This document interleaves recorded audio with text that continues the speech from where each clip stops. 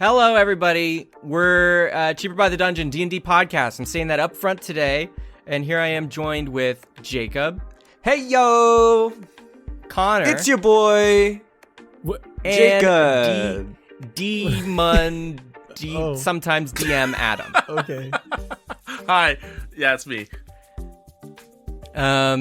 Today, for our intro, I've already sent the guys off to do their job, because right now they're taking a quiz. They're taking specifically like a D&D alignment quiz to see what their real-life alignments are. Of course, as everybody knows, it's lawful to chaotic and good to evil with neutral in the middle. So, you can be like lawful good, chaotic neutral, neutral evil. Don't see much of those, I guess. And true neutral, of course. But you guys are doing the quiz right now, and I'll tell everybody some of the questions that are on it. But I want to know what your predictions are. I want to hear like what Connor and Adam's predictions are for Jacob's, and then like Jacob and Adam's for Connor. So first, let's start. Connor and Adam, what do you think Jacob's alignment's going to be? So this is IRL Jacob. What I really think it's IRL Jacob. Yeah, I'll go with true neutral. Adam, what do you think? I would say neutral good, I would say. All of this is basically like you're describing pudding. That's it. A lot of neutral for Jacob. I would say lawful evil. Chaotic evil, maybe, in real life. Every joke has a semblance of truth. Exactly. What about Connor? What do we think, Jacob and Adam? Chaotic evil for sure. I mean, if you talk to him in person, you get that right away. He hides it well. I would say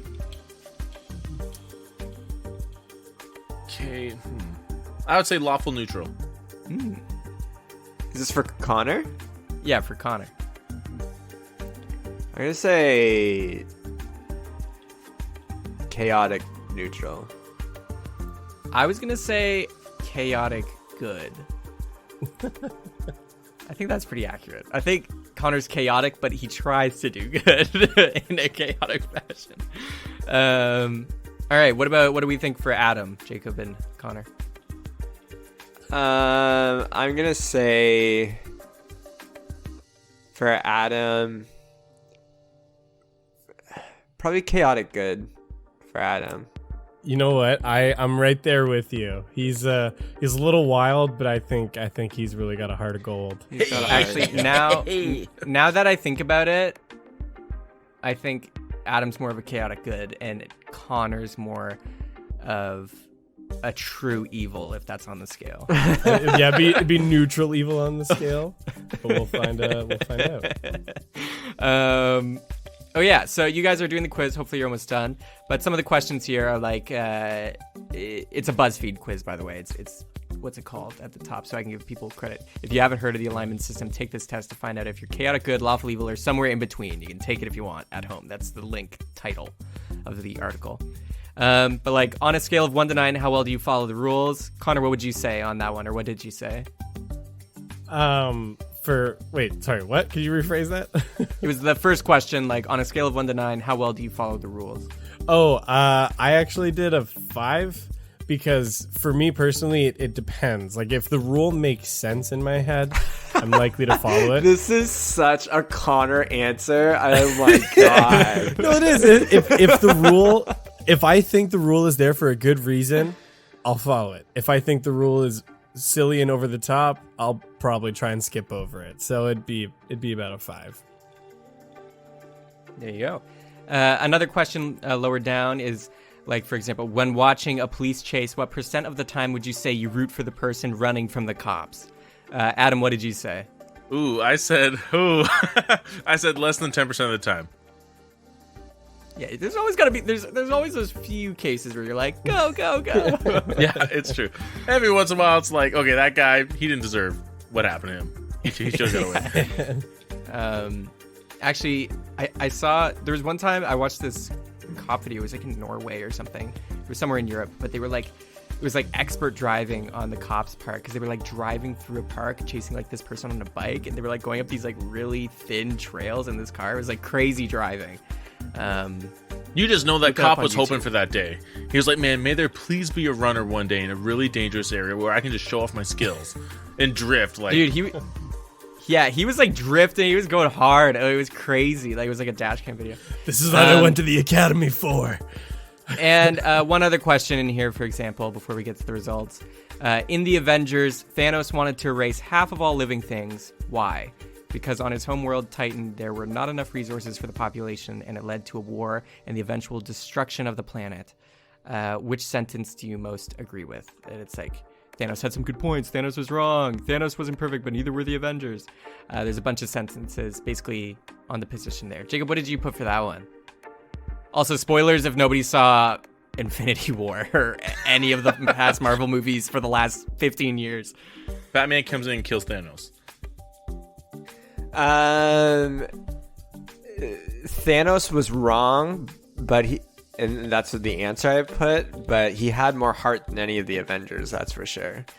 But the reason he's wrong is because, like, yeah, like he has a point, I suppose, but it's like such like a like Binary thinking.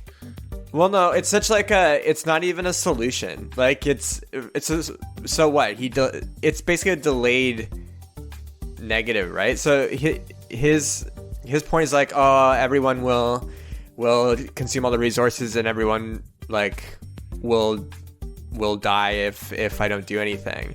Which, yeah, okay, that makes sense. But like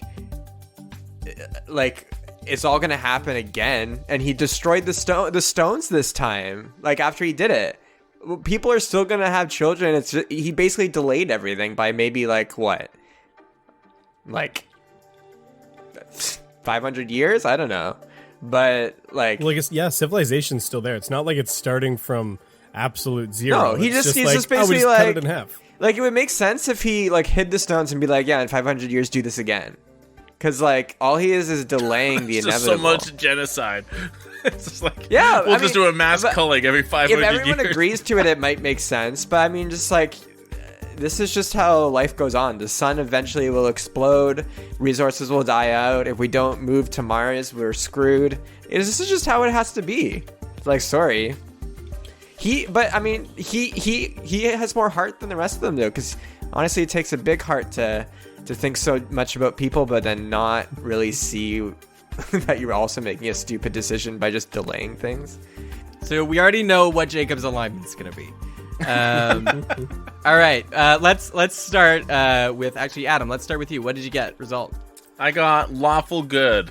You are very kind and compassionate towards others. You have great morals and firm principles that simply cannot be broken. And then I disagree with this line, actually. You very strictly follow the rules, which is definitely not true, which can create a dilemma when you know a law or a rule is hurting others, but you feel you must abide by it to avoid any violations. There is a lot of truth to that. You care for others. Your care for others is something truly special. Nice.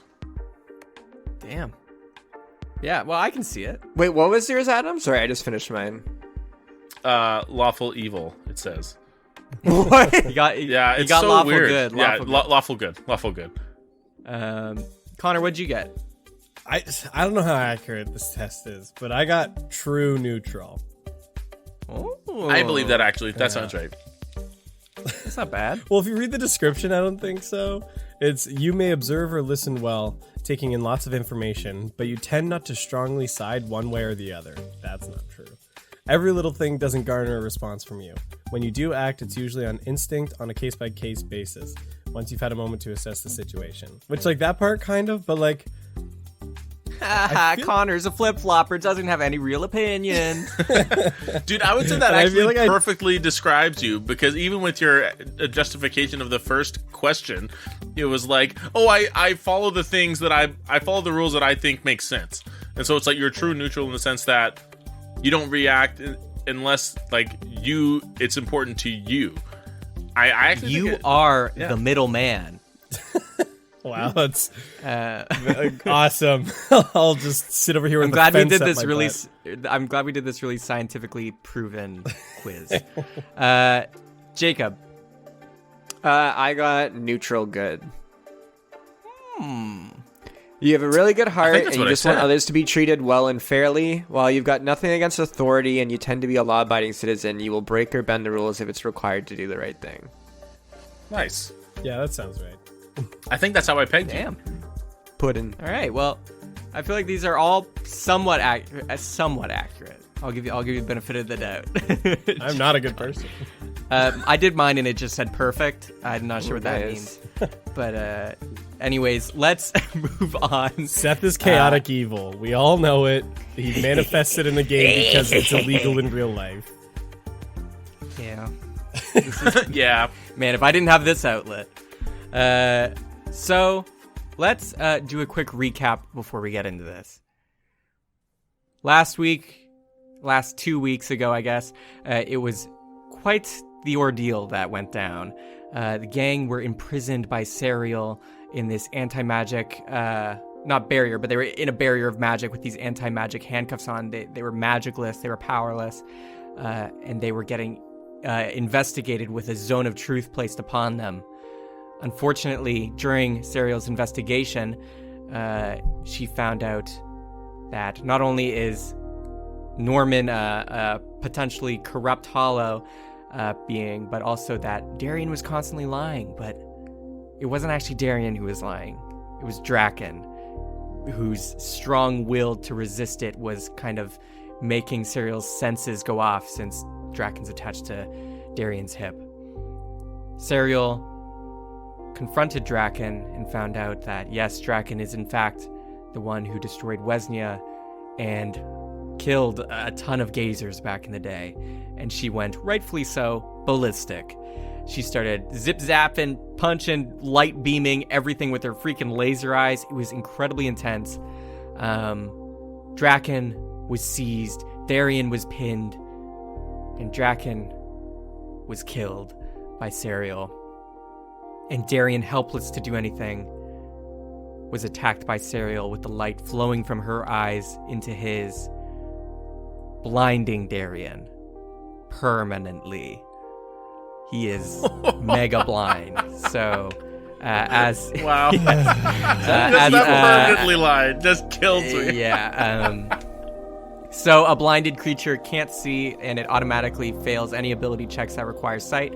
Also, attack rolls against Darian have advantage, and Darian's attacks all have disadvantage. So it's a hell of a nerf.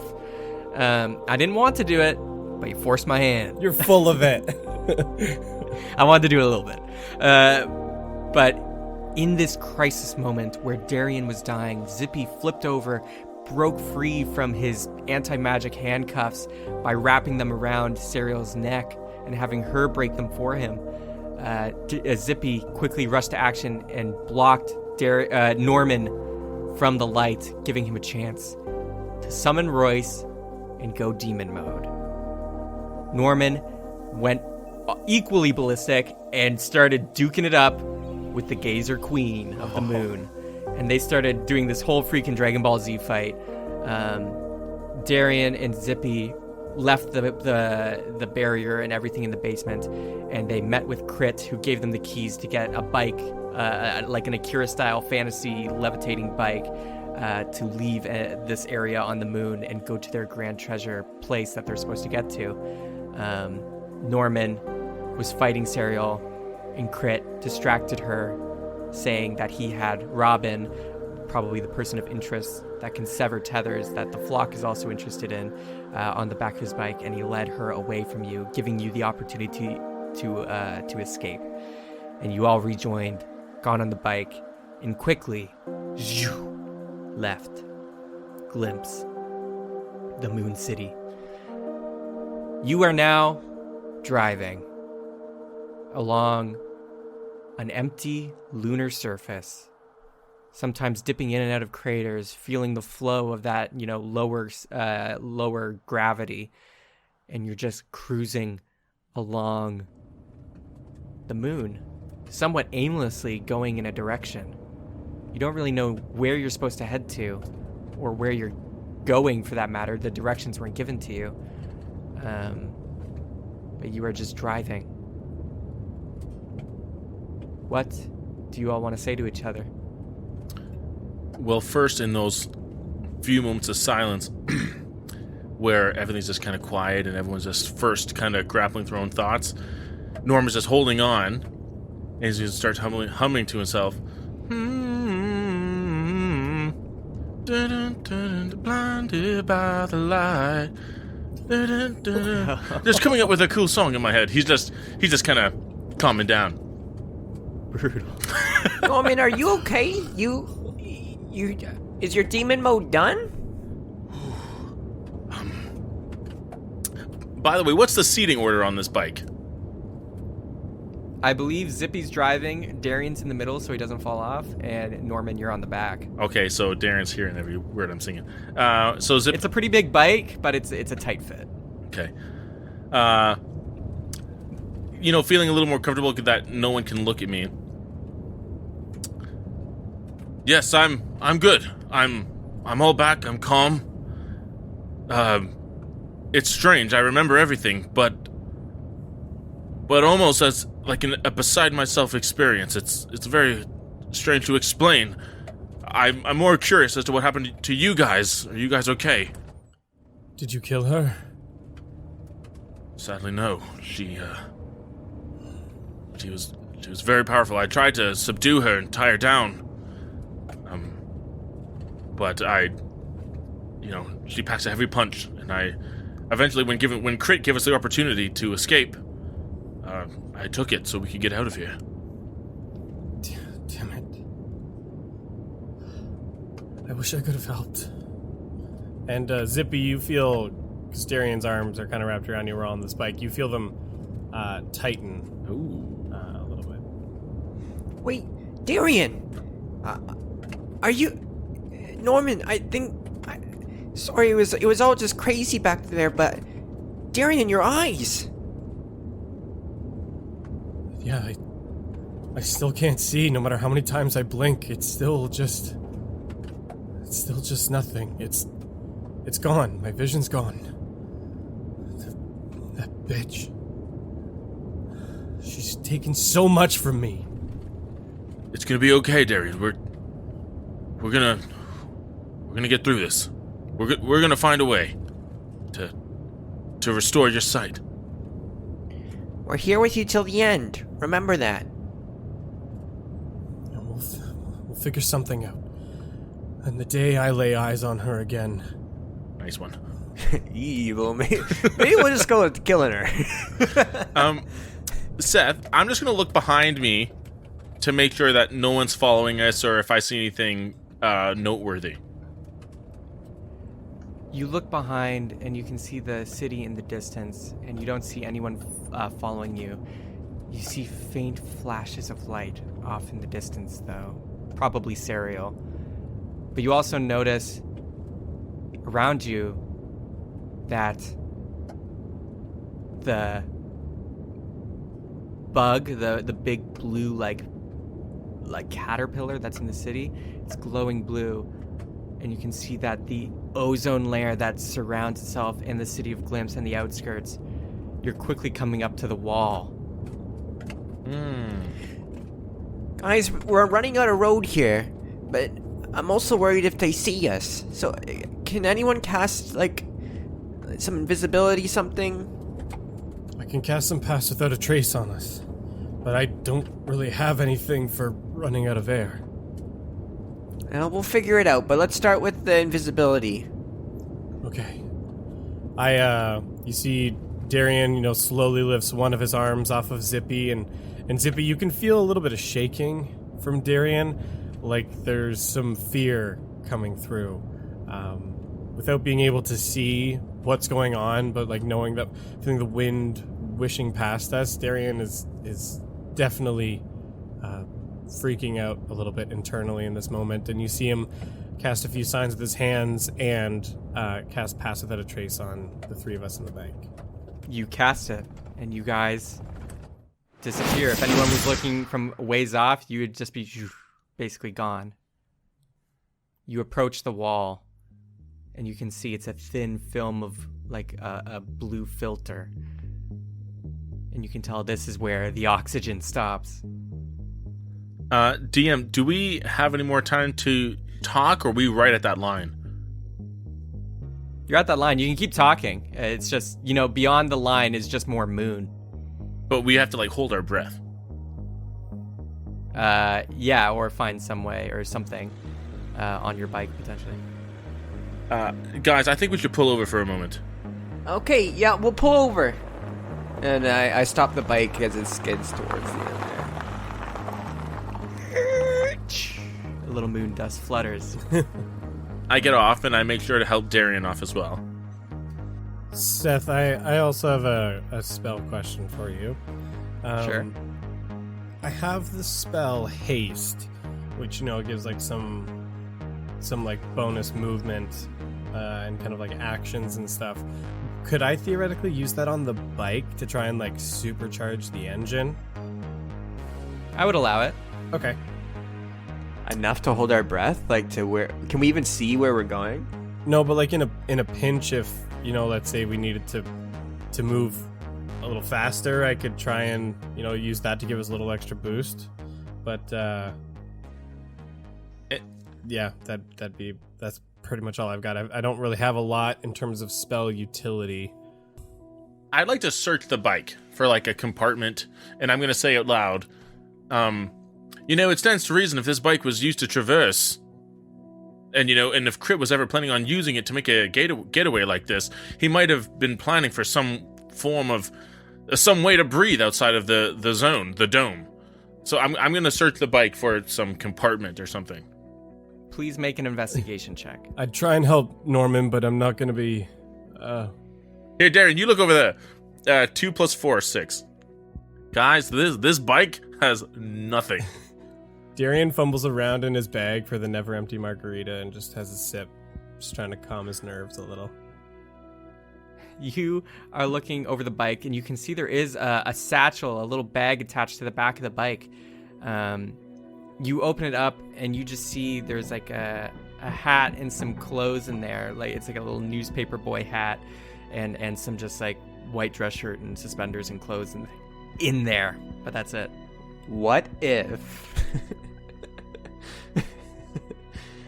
What if I summoned 3 air elementals and shoved them down our throats? Shoving a tornado down your esophagus, just Or if someone can have does anyone's cloak act as a sort of compartment? Ooh, the bubble cloak, maybe. I was gonna say I got the bubble cloak, and I think theoretically, Seth, would it stay centered on us if we were moving? Yes. I would allow it to encapsulate you guys and potentially the bike. You'd be going like a hamster ball, but you wouldn't be able to see out of it. Okay. Well, I can't see anyway, so. What if we had a little slit? Does it have to be open, closed all the way to work? I think according to vacuums, I think so. No, we would be producing air from within, but it would slowly seep out. But I guess it is the vacuum space. We need something we can see through. If we can get something that we can see through and it's like a bubble. Okay, I have an idea. DM. Norman is gonna pull, or he's just gonna kind of toy with the ring of the grammarian on his hand, and he's gonna think, hellish rebuke. What if it was a shell? And he wants to try to cast shellish. This is crazy. Rebuke to create some kind of protective dome. Shellish rebuke. Is this stupid? Is this dumb? All right. Any seashells in the area, just. I don't know. This is probably the dumbest thing I've ever done on the podcast. I will. Okay, so you take. If you want to cast this, make Arcana. Okay. Check. Oh, come on. 17 plus 10, 27. Okay. You make a shell. And you make 3 shells, but they're not large, they're not encasable, but they are small enough to strap, and they've kind of taken a weird form where it's almost like a respirator. It's like a mouth guard to put over your mouth. So you do have this like framework of a shell that can strap around your head and fit on your mouth and nose. But obviously no air is in it, but you do have like a shell. It's kind of like almost a scuba mask-ish situation. Around his head or everyone's? You each get one. It allows us to breathe, or no? Well, yeah, you can breathe through it right now, but once you're out there, it won't produce air. So we just got these turtle shells on our heads, basically, is what I'm picturing. I think like Red Koopa shell is basically what I'm thinking of. Zippy, a friend of mine who was also a druid, he used to be able to cast the spell Find Familiar, to be able to see through animals he conjured. Is that something you can do? No. Damn it. But I did bring these. And I pull out 3 of the plants I dug up from down below, outside of Randy's house. Mm-hmm. And what if I put them all together and I cast enhanceability on them to produce more oxygen? And then I stuff them in everyone's helmets. Oh. Maybe. It just might work. I should say they're not helmets. They are literal like breathing masks with like a tube that like it's like these 2 tubes that wrap around your head and a breathing like sealed off area that goes over your mouth and nose, and then there's like a tube that extends out the back where the 2 that wrap around join, and it arcs up like a scuba mask. Well, what if we cut off the tubes and I shove the plants up them? Yeah, is this like a scuba mask and tank situation? Like, if we went out into there, like, would we have some extended time because of this Shellish rebuke? Potentially, if you put some air stuff in it. Where are these tubes connected to? A tank on the back? No, it's like instead of, where you put the tube in your mouth and then the tube just goes up, like in a scuba situation, essentially it's an enclosed space around your mouth and nose, and there's 2 tubes that arc off from that compartment and circle around your head so it stays secure, connect at the back, and then it's one singular tube up. So it doesn't connect to a tank. This is a glorified, like hospital mask. And yeah. like snorkel, because there's the tube, but yeah. Yeah, it's a snorkel. That's better. Oh, well, no plant's gonna fit in that. I mean, you could shove someone down the tube. No one has something where they can see through things. Like, can anyone see through? Because if we do the cloak, all that's preventing us from making this work is someone can see through something. Does anyone have that ability? No. And then that would be a cool sequence, because then someone would be driving and the person who could see through would tell us where to go. If only we had some kind of mask or something that would let us see beyond the material, Oh, what a cool invention that would be. Too bad we don't have something like that with us. Yeah, never seen one. Damn it, it can't be Darian. He can't even see right now. Okay. Wait. Oh my god, I think I have this.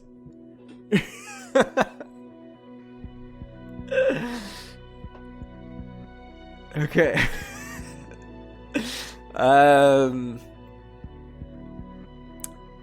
Someone will have to drive.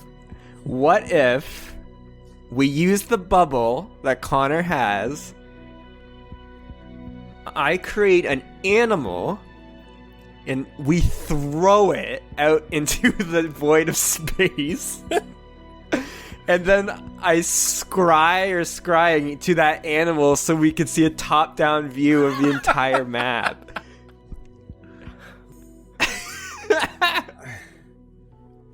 That would work! Can anybody even see where we're headed? I mean, we drove away because we had a rough idea of the direction, but can either of you see some kind of building on the horizon or any structures. Seth, do we see anything? Well, I mean, if someone throws me up, maybe, but it would have to be relatively close to. If Serial visits this place often, she must go either underground or something where there's still oxygen, and therefore it'd have to be pretty close to where she spends most of her time, because she wouldn't have to walk so far. So would it be? It would be outside the bubble for sure, but they have to go underground. So do you know what? Zip, I'm not entirely convinced, because I was up there briefly trading blows with her, and she was like speaking, snarling. I almost think she like doesn't need to breathe. I don't like she's a cut above the rest, honestly.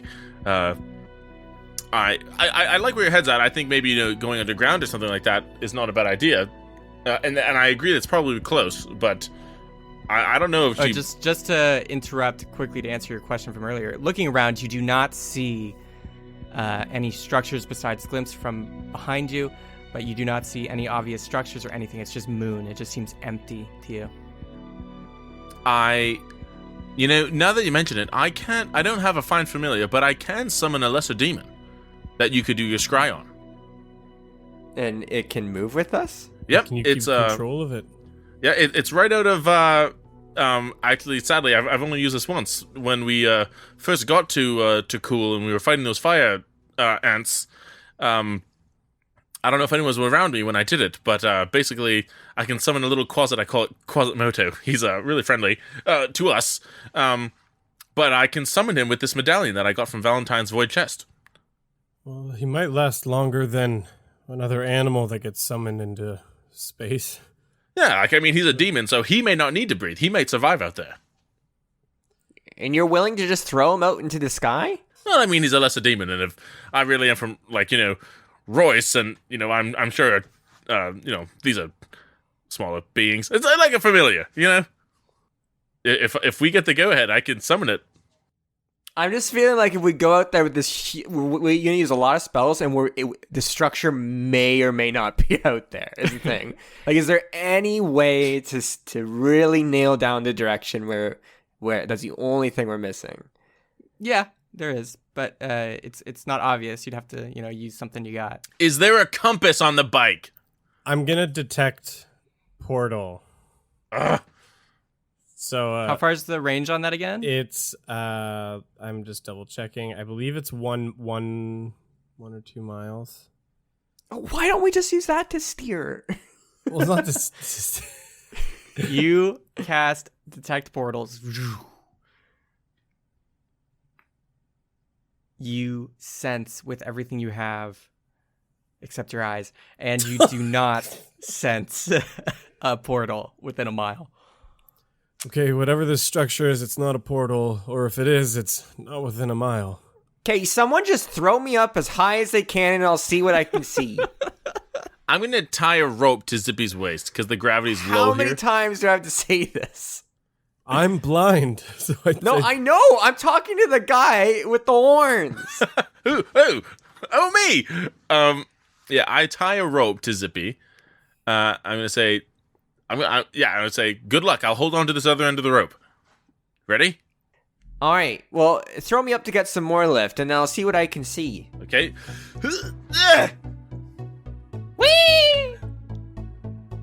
Zippy, make a perception check. And actually, Norman, make a strength check. Alrighty. 12. So I got a 14 plus 4 for an 18. Okay. You are thrown up at a medium height, zero gravity floating up. And you're looking and scanning, turning your head as fast as possible. And with an 18, you catch a glimpse of something. The moon is mostly gray, and, space is black. Those are colors. And you see a little tiny speck of red, some little smoke coming off way off in the distance. Only because of your zero gravity height are you able to see that far, and it seems like over the horizon there's maybe some smoke coming from a small fire. Guys, I think I see something. Pull me down. Ooh, okay. I I pull him down. Whew. There's something over there in that direction. I point in the direction that Zippy would know. It was like smoke or something. It's something out there, and I don't know if we can stay here long. So it might be our best option. It may not be what we're looking for, but it's something. How far away? You'd say like it looked far away, give or take like 8 to 10 miles. Oh. How fast is our bike? Like, I don't know if we could make it that far just holding our breath. Hold on. You said you saw fire? No, or sorry, did you say that, Zip? Something glowing. I don't know. There is smoke. Well, where there's smoke, there's air. Oh. So if there's smoke and there's fire, and if there's fire, there's air, and if you didn't see another dome, I know, but I think Darian's worried if our fuel can get us all the way there. I don't know. Well, I was kind of thinking oxygen if we just held our breath, but well, I agree that definitely where there's smoke, there's some kind of air. We don't know how far away that air may be, and that's what I'm concerned about. can we test to see if there's even, like, I just want to make sure that there's no air outside of this wall. Okay, stick your head out. Stick your head out, please, Norman. All right, I stick my hand out. I stick my... No, Norman. No, Adam. You summon your thing and put it out there. Like, what are you thinking? Okay, I will... Yeah, okay, yeah, good idea. You've Okay. already died once. Seth is not gonna pull punches. Well, are we here. gonna freeze? We're on the moon. Like, is it also warmth that we have in here, or is it just air? Like, Are you gonna summon your demon? I am. I have to sing a sad song. So I clear my throat. See that line where the sun begins to fall behind the trees. It's calling me. And I think that's all we can use. Nice. 5 seconds. Boom. And you sing a sad song, and a lesser demon just appears just on the other side of this barrier, and in a flourish of flame that immediately is put out. You see the demon is out there, and it's like, meh, meh, meh. And it's like looking, and it's like, meh, meh. It's like noticing it's like kind of hard to breathe, but the demon doesn't need air. There's no real good air in hell. It's mostly just smoke, so it's used to this. But you can see its flames are getting smaller that are coming off its body until you can see slowly it starts shaking and shivering. It's like, meh, meh. Ooh. And slowly starts getting iced and like Ooh, Quasit, curling come up back in a in. ball on the ground. Come back in here, boy. Come on. Meh, and then it comes through the barrier. And it's like, meh, and you see the heat ignites from it again once it's on the other side. Okay, I use prestidigitation to create some more flame to warm him up. Good boy, good boy. All right, this is what we're gonna do. We're gonna go in that direction, and for the listener, we're gonna recap exactly how this is gonna work.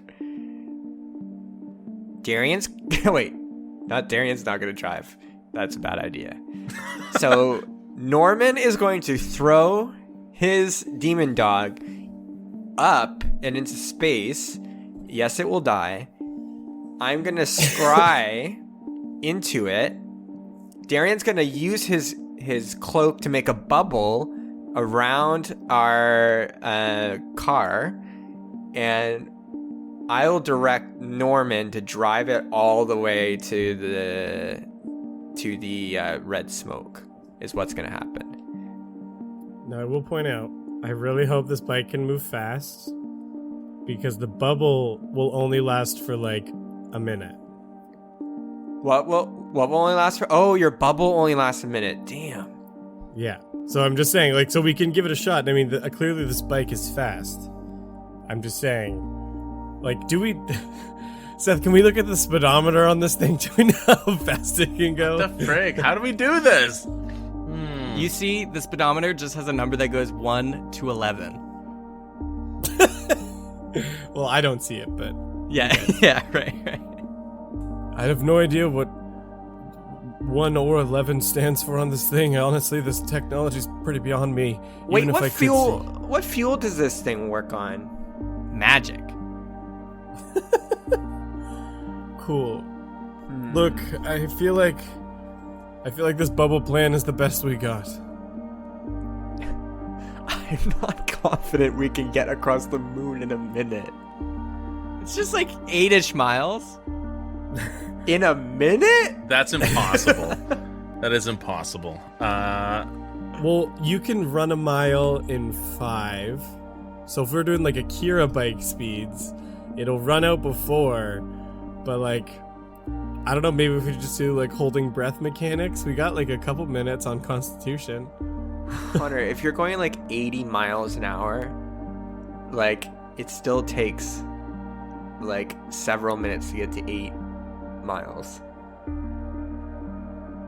Is this thing really faster than an 80 miles per hour? I would think so. There's less resistance on the moon. And it's clearly a very But fast there's no bike. gravity to make you go quick. Ooh, I know. This has been said 4 times before. Shoot. I'm gonna use my. Oh, frick, this is impossible. Wait a minute. How many times can I use my Ring of the Grammarian? A day. The thing that is frustrating is I know that there's an obvious answer to this. No, I feel like there isn't one, and Seb's testing us to use our spells before we do a fight so that we waste all our spells. You got a lot of items. You got a lot of spells. Use them.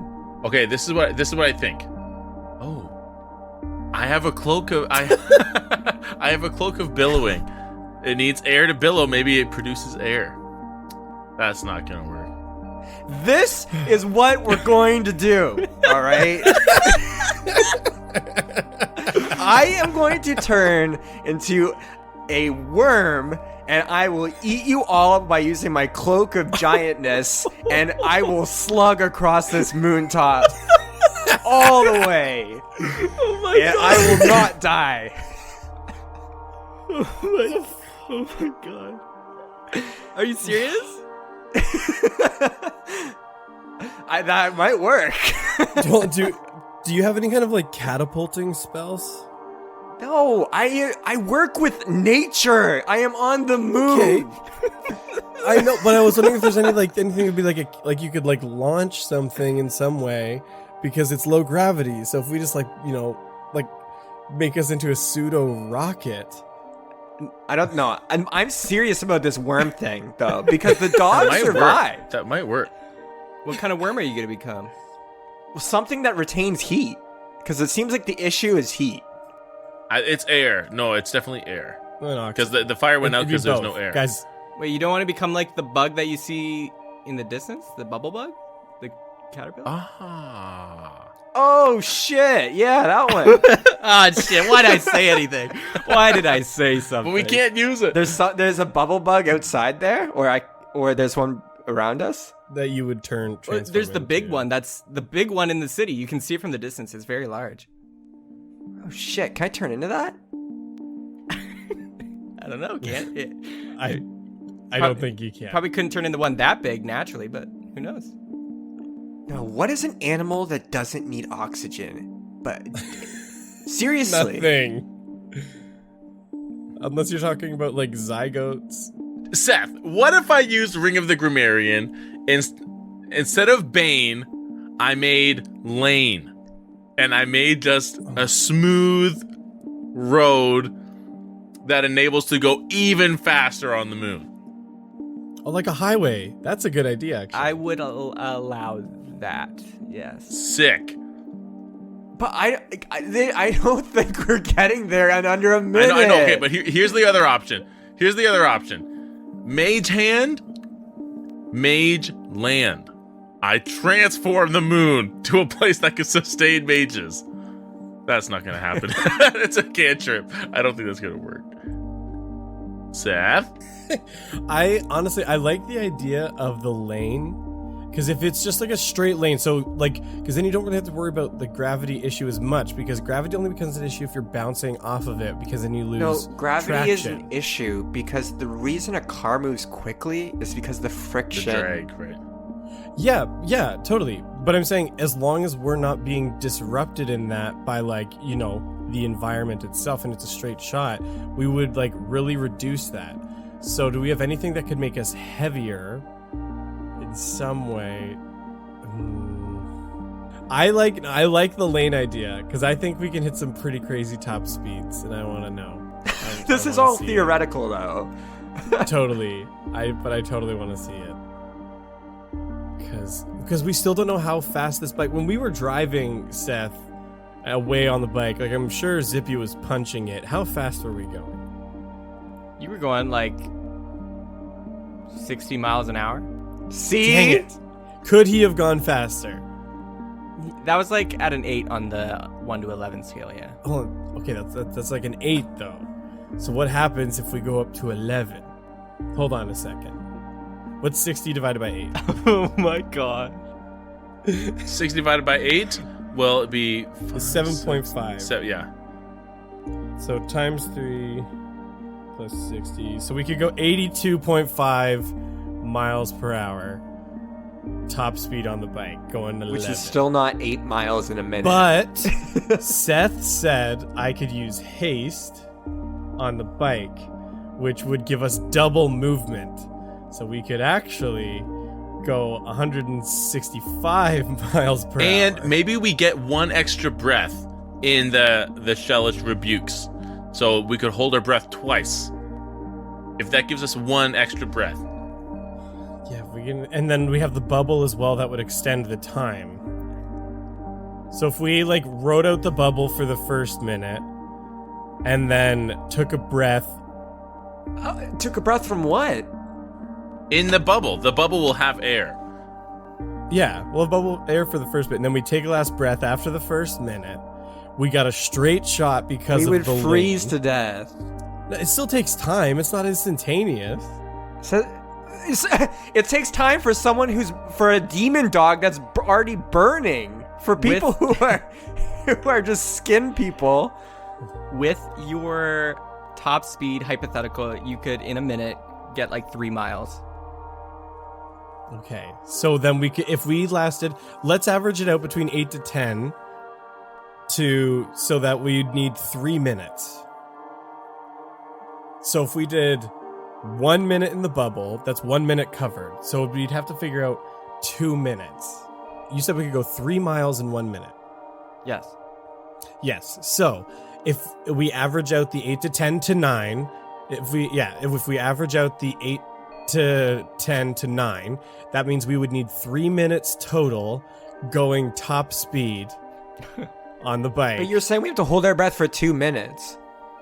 So yeah, that's what I said. So we'd have to figure out But 2 we minutes would because- freeze to death. The dog didn't even last, and the dog's on fire, and it lasted like 10 seconds. No. We don't actually know how long that was. It was like 10 seconds. Yeah. Connor, I don't know why you don't think we're not going to freeze to death. Like you're walking around this major problem. We are engineers, and you are forgetting a key pillar of this bridge. So I have the spell Absorb Element.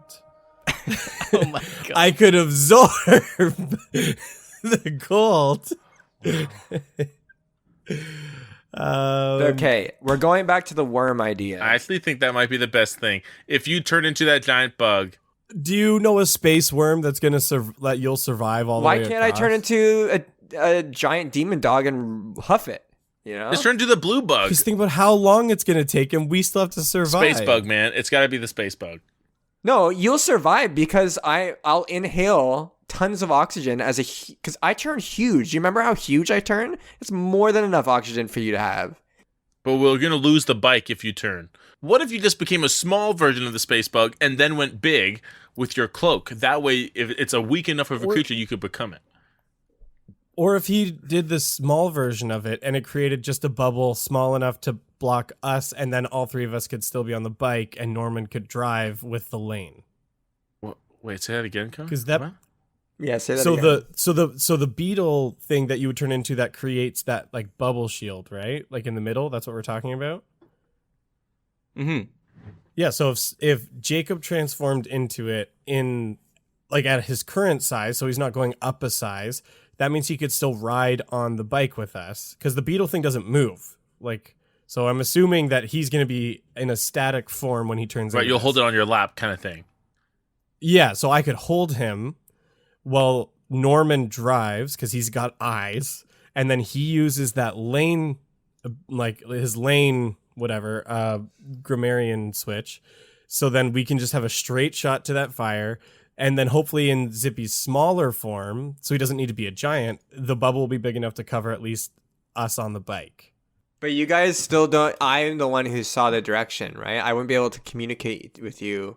But you did point it out to us. Yeah, you did. So if we just do a straight shot out with the lane that way, then why not? So the bug creates oxygen. Yeah, like, so the bug is what's channeling this bubble we're standing inside anyway. So if he turns into a small version, creates the barrier, you drive with the lane so we're undisturbed, then hopefully in his smaller form, it's still a big enough barrier to cover all of us. Because if you go giant, how are we supposed to, like, bring you there? Unless you can move, which we have no idea if you'd be able to.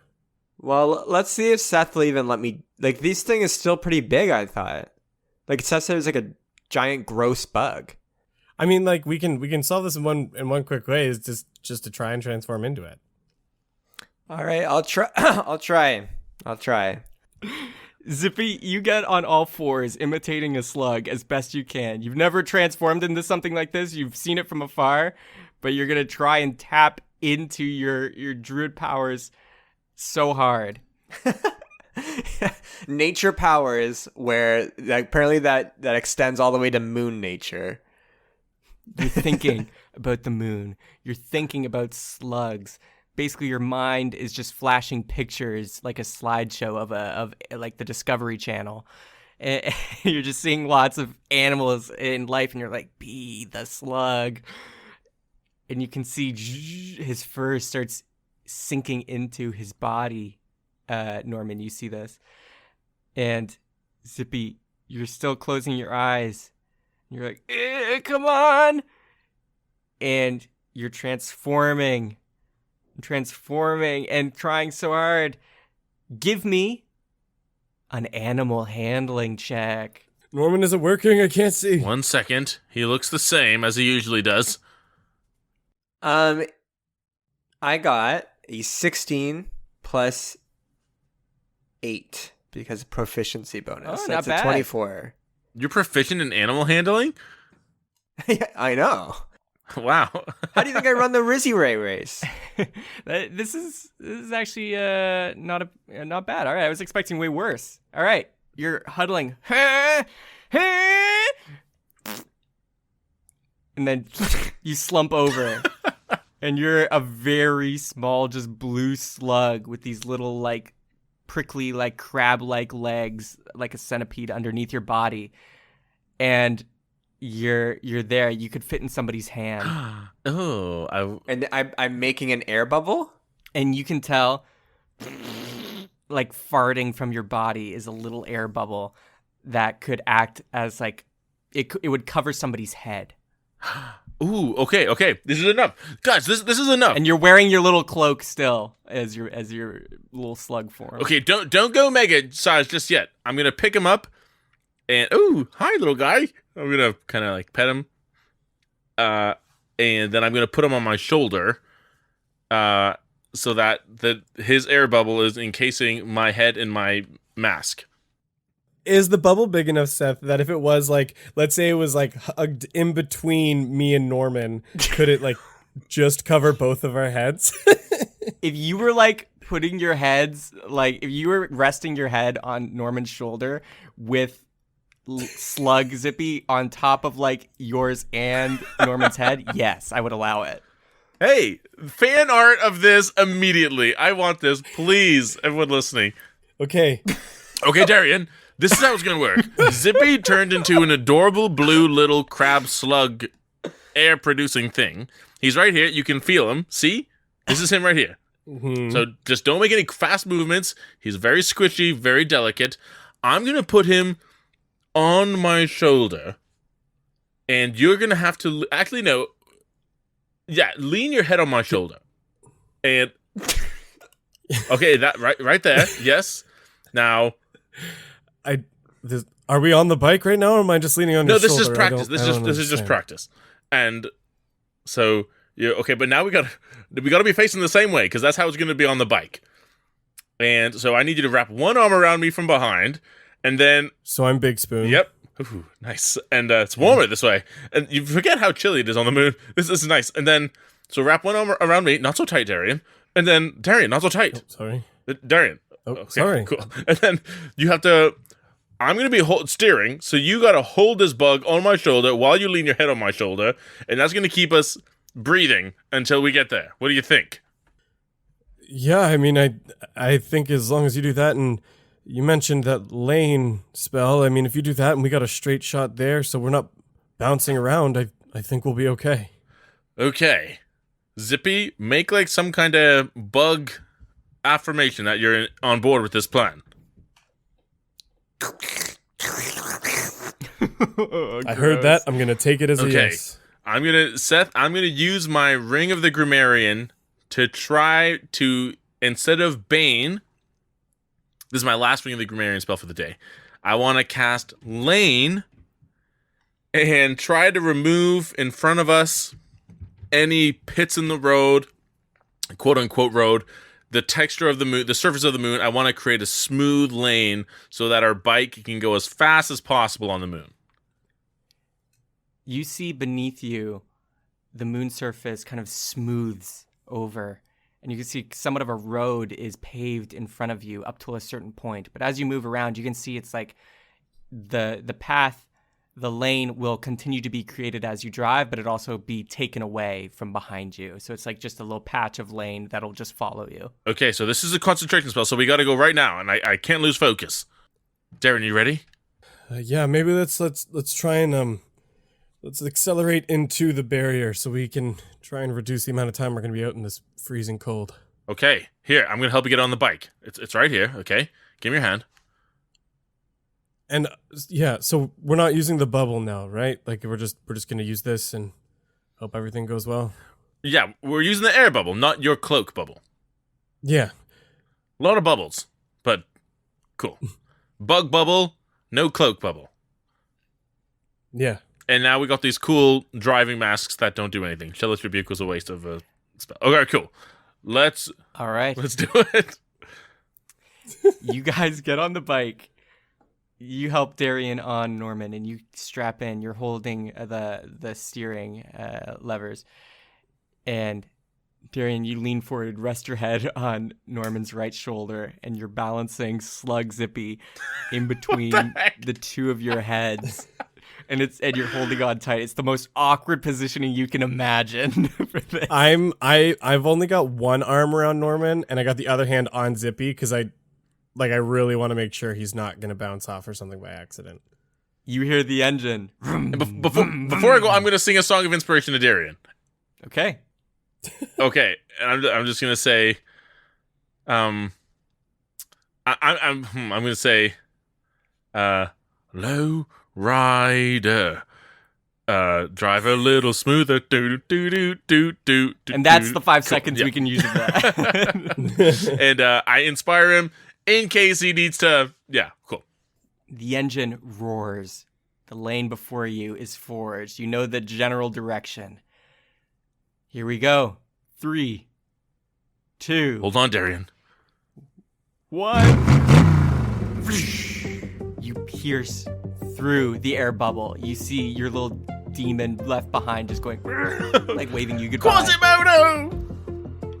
And you're driving with the road being formed and taken away before you. And you're just driving as fast as you can. You can immediately feel that your hands, Norman, and your body, Darian, are getting very, very cold. Your heads are fine, you can breathe fine, but your bodies are getting cold. Norman and Darian, what do you want to do? I'm gonna hold out as long as I can. I'm just gonna Oh my god. I'm gonna try casting absorb element on myself to try and like absorb the cold? cold. Yeah. You want to be more cold? No, but by absorbing element, you reduce the impact or damage of the element. That's what the spell does. I'm not going to say this is an element. This is literally just the lack of any element. All right, then fine. Then I'm gonna just if that's starting to happen, I'm gonna cast. Yeah, I'm gonna cast haste on the bike. You cast haste, and you see the ticker goes 9, 10, 11, and it's pushing past It's gonna get 11. colder. We're just gonna get colder, man. And it's almost circling around back to 1, and you're going, and yeah, you're right. It feels super cold. It's like pins and needles pricking your body constantly. You look down at your hands. You can't move your head too much because your head has to stay stable or you'll leave the air bubble. You glance down at your hands, Norman. You can see they're icing over as you're gripping the steering. Right now, you are currently unable to turn. Because the cold is probably damaging us, and I'm sure it's probably damaging Norman even more being in the front. I'm gonna cast Cure Wounds on him, hoping that it kind of like restores his skin a little bit and any part of his body that's being like damaged too badly from the cold. You're healing him. He is taking like some damage and you're healing him, but his hands are still frozen. They're not being heated up from the cure wounds. Gosh, You're driving. Your legs now, both of you, your legs are getting frozen. You cannot take your foot off the gas pedal anymore. oh man. Okay. You're going really fast. The lane is still being formed. Anything you want to do? Can I see anything on the horizon? You can see the flame flickering off. You can see it now, actually, a little bit present. You've traveled, I would say, at this point, you've traveled for about a minute, so you've moved like 3 miles. That I have to Royce out. I have to. We're gonna freeze to death. No. Well, you're gonna kill Darian doing that. Yeah, don't. No. Just so you know, since you've already roiced out very recently, the likelihood of you being in control when you do it would be statistically unlikely, but still doable. I'll hold out then. I'll hold out for a bit longer. That's right, because it was at a 4 last time, so it would be a 6 this time. That I have to roll out of a D10. Okay. I'm gonna say, how you doing, Darian? Probably better than you. And I'm gonna cast Cure Wounds on him again, because at the very least, I know we need to keep Norman conscious. So I'm gonna cast Cure Wounds again on him. Do we even know how much damage he's taking, Seth? Norman, you've taken, so far, only 18 cold damage. Darian, you've taken 24. Oh my gosh, actually? Yeah, it's very cold in space. Okay, I'm Man, bloody. nobody's got burning hands, huh? Jeez. No. Oh gosh. Cantrips, you never know when you need them. I have tons of flame stuff, but I am a slug thing. DM, I'm gonna use prestidigitation to just create some flame around my hands. I don't know how long it'll last, because it's enough apparently to start a fire. You start trying to spark it in the palm of your hand, and it's lighting up very slightly, but it's not enough to unfreeze your hands. And your foot is stuck on the pedal. You're going. You take only 11 damage, Darian, and only 16 damage, Norman. You're going. It's so cold. But you can see basically another minute's gone by. You've gone 6 miles now. You can see the finish line. You can see that there's like a bubble bug off in the distance about the size of a horse that's like covering this small little area where this little campfire and a figure is sitting. And you can see behind that figure, looming in the distance, is a large wall. Like a large, just smooth rock wall. Like it's like a plateau. It just immediately, the ground where you're on, it goes up a level. Because there's this vertical straight wall in the distance. And you're going. Any last things you want to do? Man, no freaking way. There's nothing I can do. There's nothing I can do. Okay, there's no hopes for stopping because this is a small, like, horse-sized bubble, right? You said. Well, no, it's the bubble bug's a horse size. The bubble is like a little area. You can see there's a little campfire and somebody's sitting there. Like, they have a little space to work in. Yeah, but like, sorry, I need more of like a reference point here. Like, enough to cover a house. Yeah, Like, enough to cover a house. Wow. okay, because like, there's no way at this speed. There's no way we're stopping. You're frozen to the bike. Like, We're just gonna go right through the bubble and right out the other side. Yeah, there's no way we're gonna be able to stop unless we like jump off of the bike, but you're frozen to it. So, good point. You guys are moving Wow. fast.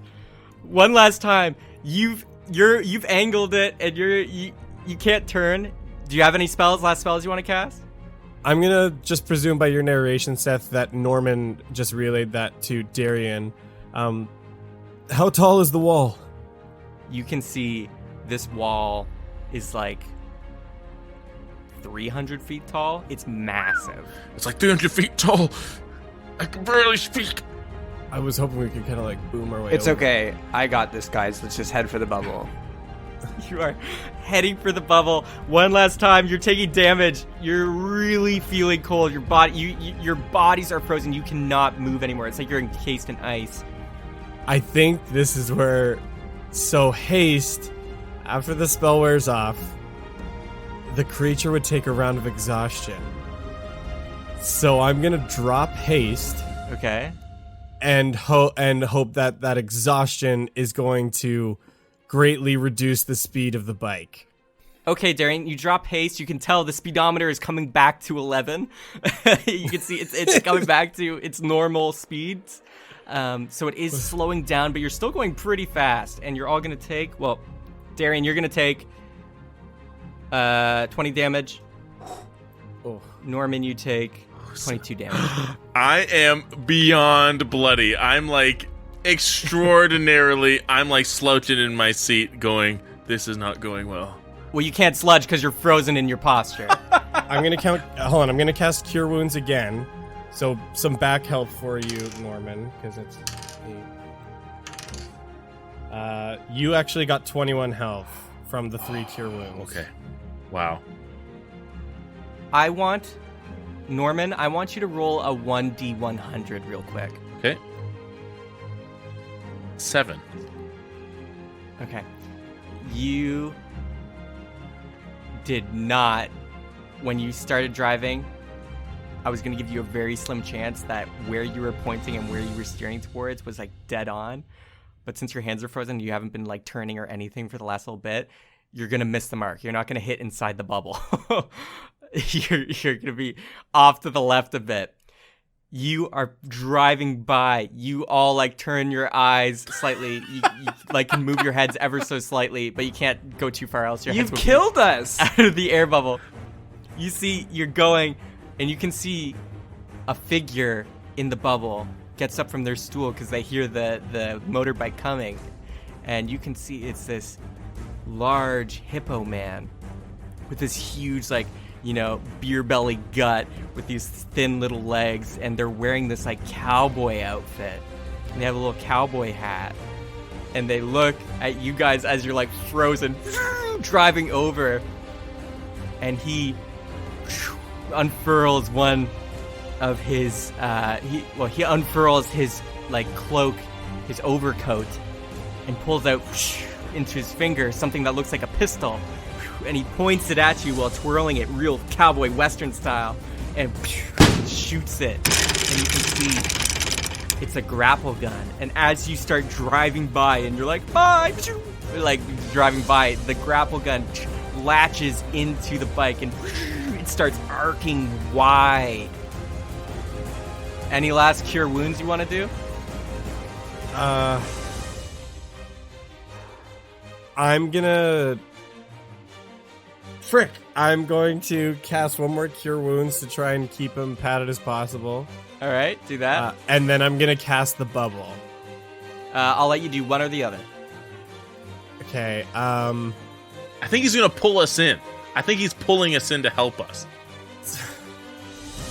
Oh, right, yeah, the bubble might break the grapple. Yeah, I'm just going to do one more Cure Wounds, hoping that at the very least that Norman will survive. Okay.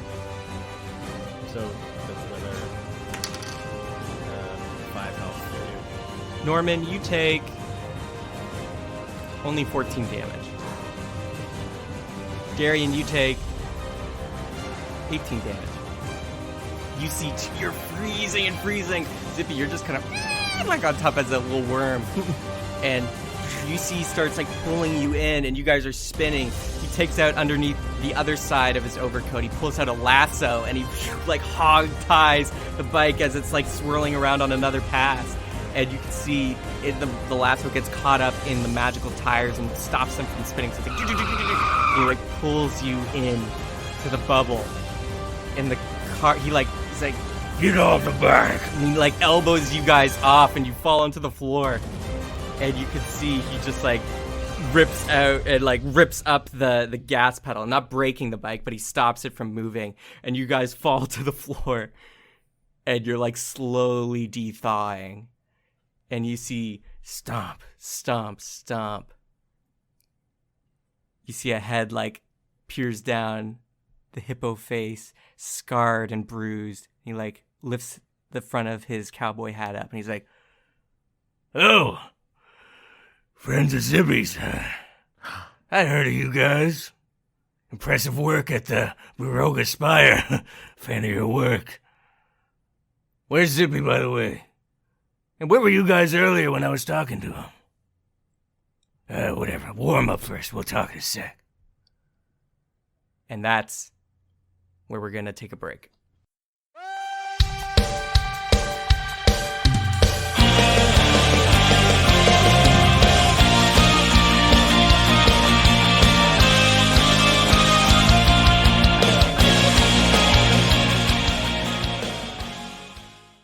Well, hello, my fellow astronauts.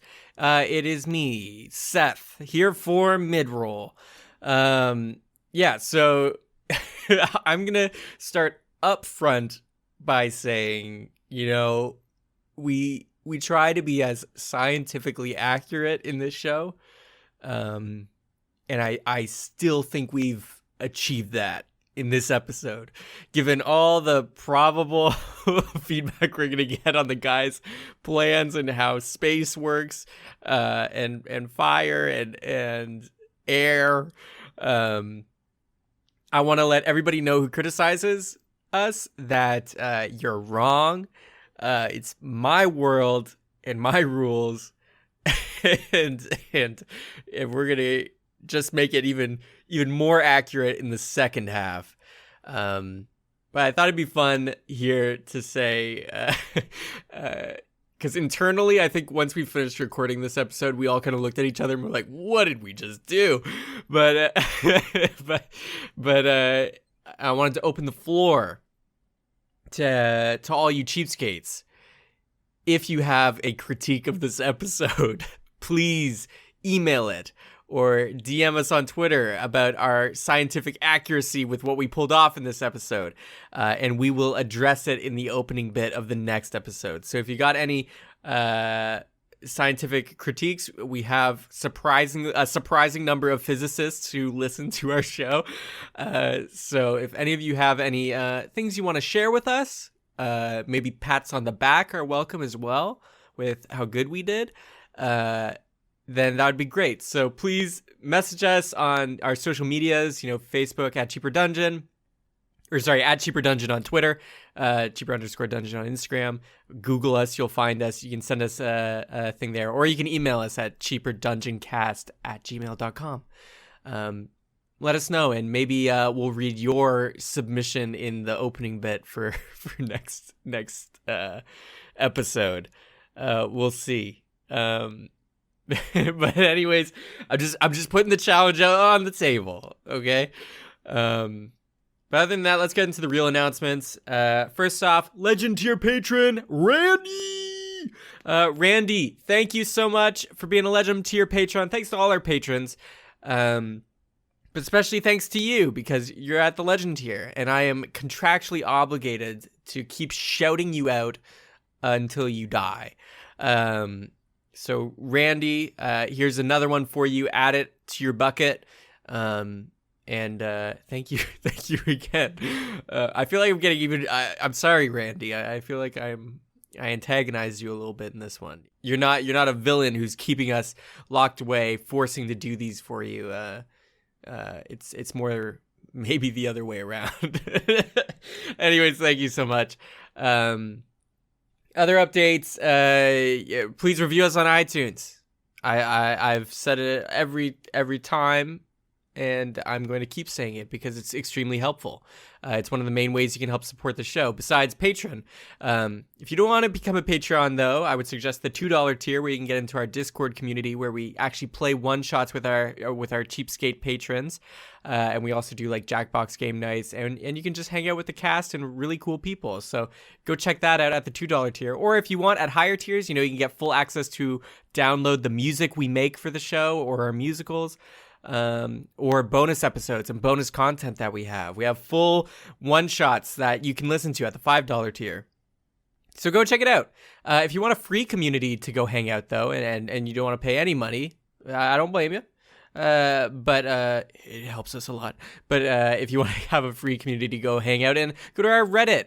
It's r/cheaper dungeon, or sorry, r/cheaper by the dungeon. Why did I forget the by the? Yeah, it's r/cheaper by the dungeon. I'm in there. Other people are always frequenting there, and we like to discuss the episodes and post memes. It's a fun time, so go check it out. And yeah, and thank you for listening. Obviously, that's the main way to support us, is just listening to the junk we create. So thank you for doing that. Next episode that you'll probably want to listen to, if you've listened to this one, it will be up on March 30th. Get excited. We're doing some. This one ends on a cliffhanger. Doy, because I end every episode on a cliffhanger. But yeah, March 30th, go check it out. It'll be up then. If you're in the future, why are you listening to the mid-roll skip? So yeah, that my list, everything should be good. Okay, thank you for listening to this one, and I'll catch you in the next one. All right, take care, everybody.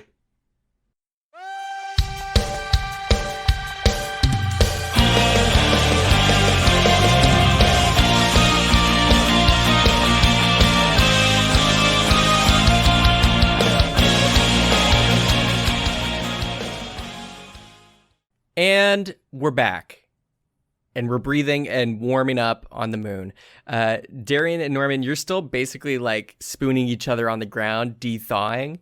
Zippy, you've just fallen off as a little larva. And you see the hippo man is just in their cowboy getup, just going, "Yeah. So where's Zip? You guys just come alone?" The bug. Zippy's the bug. What? I gesture with like a frozen hit my good hand towards Zippy Slug. Zippy. Don't. He could be a bad guy, Adam. Don't reveal. Oh shit. What about the bug? Bubble bug? Yeah, you guys got a small one. Why'd you take a small one? So cold. Bring us to the fire, please. All right. He picks you guys up by your collars and drags you to the fire and places you near it. I don't know why you willingly took a small one. There's tons of bubble bugs in the ground. You could have just dug for a bit and got a pretty good sized one. That's great. Hello. Thank you for... I'm going to sit up. And I'm going to help Darian sit up too. Thank you for saving us. As you can imagine, we're pretty cold. My name's Norman D. This is my good friend Darian. What's your name? My name is Guntram.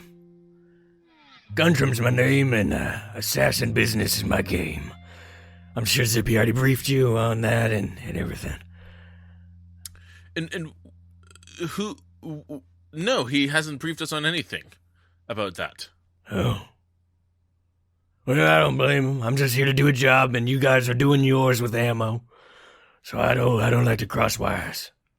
Oh, fair enough. Well, are you going inside past this wall anytime soon? No, I'm just camping out here. Since the Flock Sentinel got destroyed, I'm having to go with Plan B to take out a Serial and get the kid. Oh, I see. Yeah. Well, is everything on schedule with Plan B?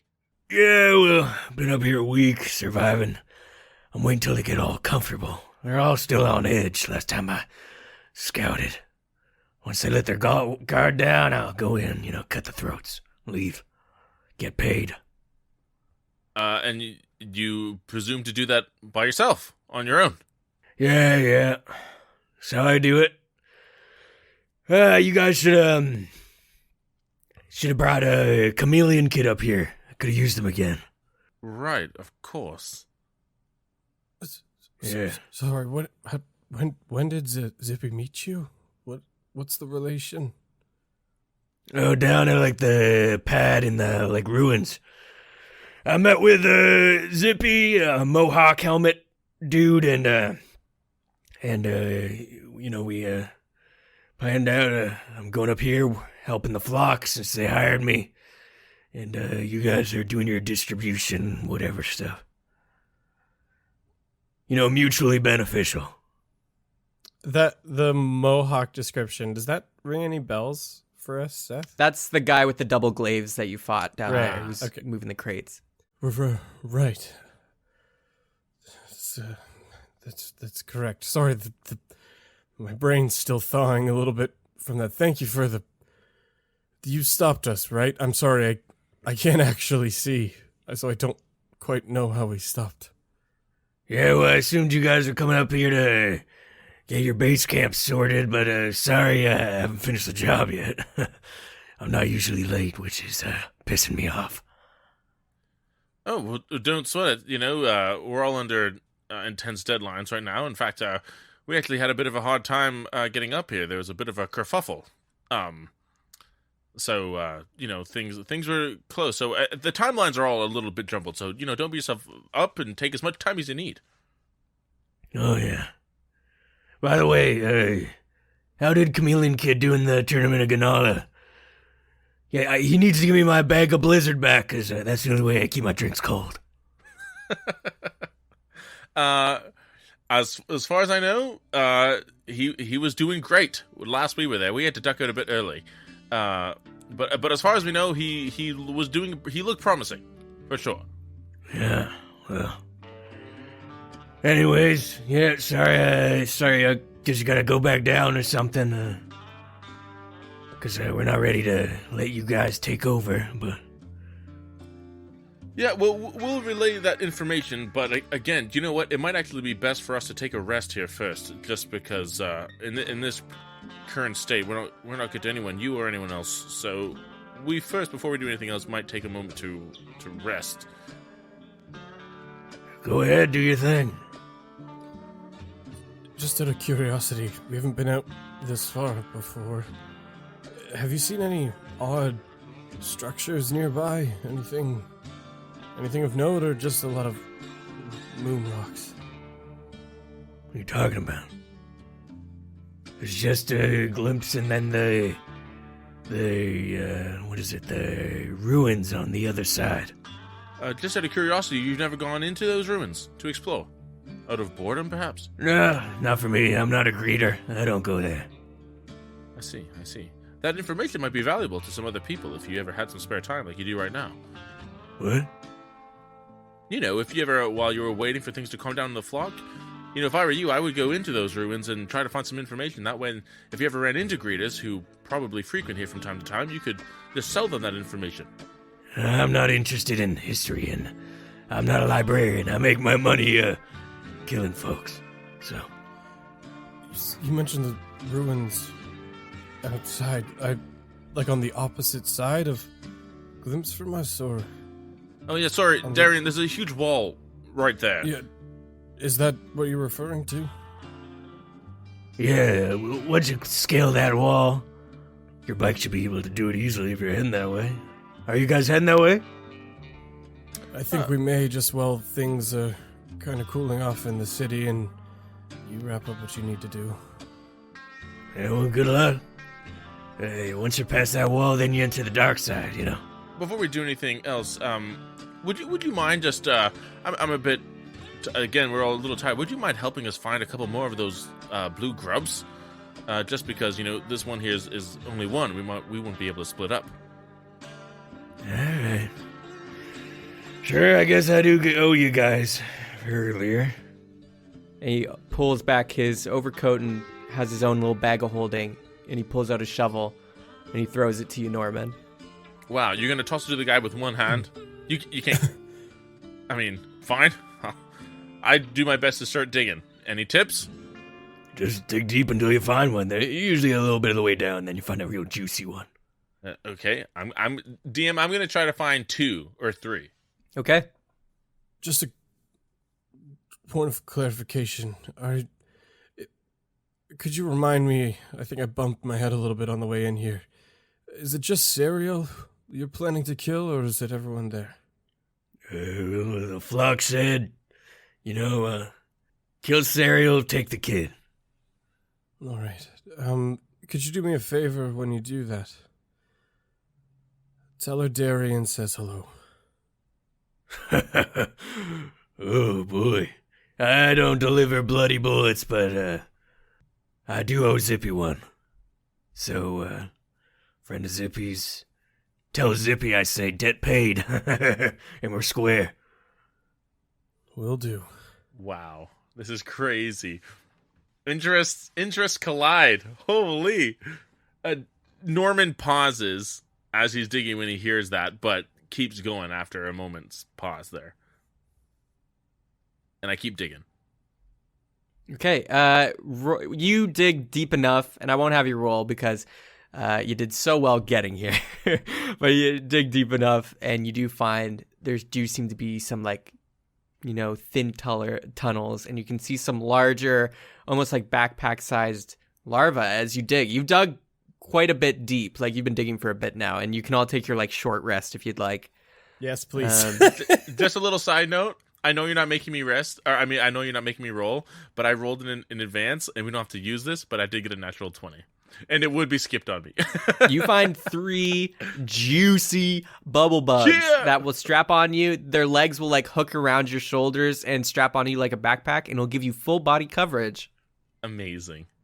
So anyways, I'm not usually interested in other people's business, but I gotta say, those ammo pills, they sure do seem like something.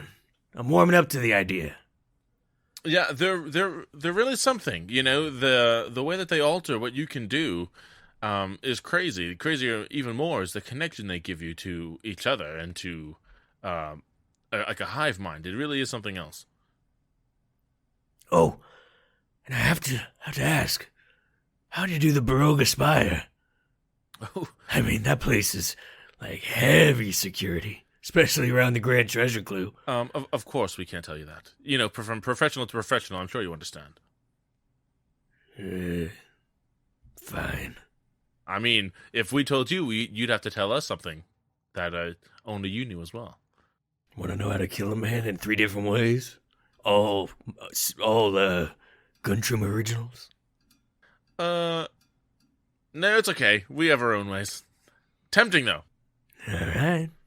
I take a short rest, I guess. You take a short rest, and you guys are just waiting, de-thawing, and you feel fully de-thawed. You've got your bubble bugs. You got your short rest taken. Zippy, are you still just slugging it up? I'm still slugging it up, but I am listening very carefully. Oh, yeah, by the way, what was with the light show over there? You guys came from there, right? What's Serial doing? Fireworks? Oh, they were doing some internal affairs. I think they're still trying to investigate the whole Sentinel thing. I think they're totally chasing down some wrong leads, chasing their own tails. Fortunately for us. Yeah. Well, as long as she doesn't come this way too early. Yeah, tell me. And as he says that, in the distance, you just see a huge bright light.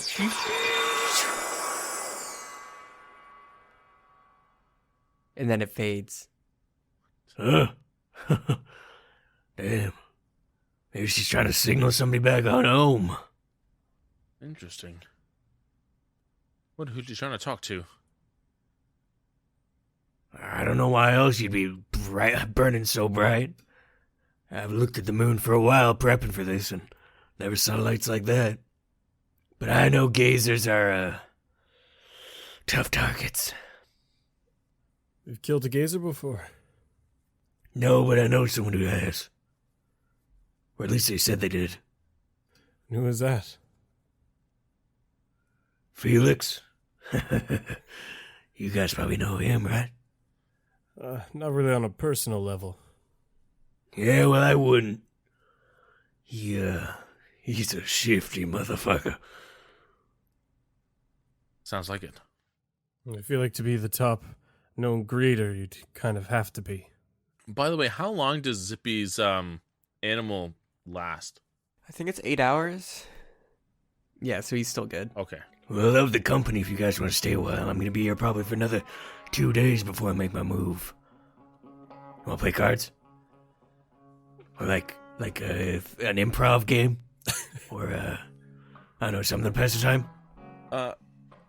Maybe in a bit, while we have the time and we had a little bit of a short rest, maybe, I'm going to look at Darren, realize he can't look at me, and I'm going to say, Darren and I, if we have some time as well, we are quite curious individuals. We might go explore those ruins. If it's all the same to you, maybe we can come back here and rendezvous after a day or so. Yeah, well, if it helps you to figure out anything with that grand treasure clue you stole, good luck. All right. I don't really buy the grand treasure stuff, though. Seems like a fool's quest. When these pills are in such abound, really makes you wonder if the treasures are even any kind of advantage at all anyway. So I see where you're coming from. Damn straight. Okay, well, we'll see you soon, Guntram. And, stay safe and camp well. Norman, is the bike still working? Ooh, let me see. I inspect it. You inspect it, and it seems like it's still functional. Well, thank you for lending a hand back there and keeping us alive, and I appreciate you passing along that message for me. Likewise. Make sure Zippy gets it. Will do. I'm sure there's a part of him that already knows. Oh, and one thing. Be mindful of the lights over there. I hear they help. They help. Yeah. Guide you to the city, get you there. But if you see 2 or 3 more in a row, maybe be mindful. I heard all those crystals, they can help open the way. But some are attached to living beings, so just be careful which ones you hit. I'm going to remember that, Guntram. Thank you for the advice. Appreciate it. You ever seen anything else weird over there? I've never been, just heard stories. All right. Any other stories to note? Personally? Man, how much time you got? I meant about the dark side of the moon. Oh, no, just that, ruins, big city, lights, people usually come back there either satisfied or really sad, apparently. That's the rumor goes. Well, I appreciate it. Let's get out of here, Norman. Let's get moving. Okay. Guntram, see you soon. See ya. I'll get the cards ready for when you get back. I'll just play some solitaire for now. Get ready to lose some goldfish. I mean, go fish, not goldfish. What an idiot. You pick up the bike, you pick up Slug Zippy, you get on, you're all de-thawed, you strap on your bubble bug backpacks, and you got one to spare because Zippy's right now his own bubble bug. I named mine Bugle right off the hop. All right. Darren, any names? Bagel. Ooh, I love it. For a split second, I thought you were going to say backpack. I thought about it. A bag. It's a bag. Bagpack. And you rev the engine, and you go. And you're driving. and the wall is coming closer. And it's like a vertical wall. And you're going and you're going. How are you going to scale this? You're just going to try and like drive up it with the low gravity and use the traction? 100%. Yes, but I'm gonna. No. Why not? I just figured we had some issues driving full force into things on the last time around. I figured I want to like test it, but I mean, hey, you're driving. I'm blind. I have no idea. I'm just gonna say to him, we're coming up on the wall, and we're gonna try to lean back as we get up onto it to get some traction up it. You pop a wheelie just before, and you kind of hit the wall, and your tires kind of sink in, and the shock from it. But then you can feel and hear just like it's like crushing up the gravel, and you're going up. Amazing. You're driving up the wall. Because I'm so experienced in this kind of thing. You're scaling it, and you look behind, and you can see again in the distance another flash of light, most likely from Serial, potentially chasing down Crit. And you see you scale the wall, and you're floating over the edge, and you land on the top, and it's just more plain gray lunar surface, and you drive. Anything you want to say to each other? Zippy, you want to bubble bug, or are you going to stay in it? If I unbubble bug, like, I think I'm screwed, right? No, I have a I don't bug. have Got my a own. good one for you. I don't want to be cold. The bubble helps. It'll cover your whole body. Yeah, but that quick transition. It's like going from the shower to the towel. That's too real. When you first open the shower and the cold air comes inside, you're like, Yeah, I'll if Norman's gesturing or whoever's gesturing to like ready to give me the backpack, then I will. yeah, I'm actually gonna stop. As maybe once we've traveled like 1,000 feet, like onto this plane, I'm gonna slow down, come to a calm stop, and I'm gonna get off the bike for a moment and let Zippy do his thing. What, you ready with that backpack? I don't want to be cold. Oh, I got you, Zip, right here. So yeah, I unbubble bug, then I quickly strap on the backpack. Okay. you And you go. get it, and you're warm again, but it was cold. It was a little nippy at Zippy's tippy toes. It's me, Zippy Westboro. Hope he didn't hear that. And you're on the bike. Okay, hold on. I don't get on the bike yet. I do. Bye. I take a moment, and I'm trying to control my breathing. And I'm going to turn to Darian, and I'm going to say, Darian, this is not going to be an easy thing for you to hear. And I do not want to come across as callous. But these people need someone like Serial to watch over them. Following the sound, Darian's going to stare back towards Norman and say, Norman, this may sound callous, but the bitch can die for all I care. But what about the people in her care? What would you say to them? They're not my concern. Damn. Darian, you don't mean that. Think about what you're saying. That boy that you tripped up when we first got here, Crit, that puppet, all the people, even that slime guy, whatever his name was. Norman.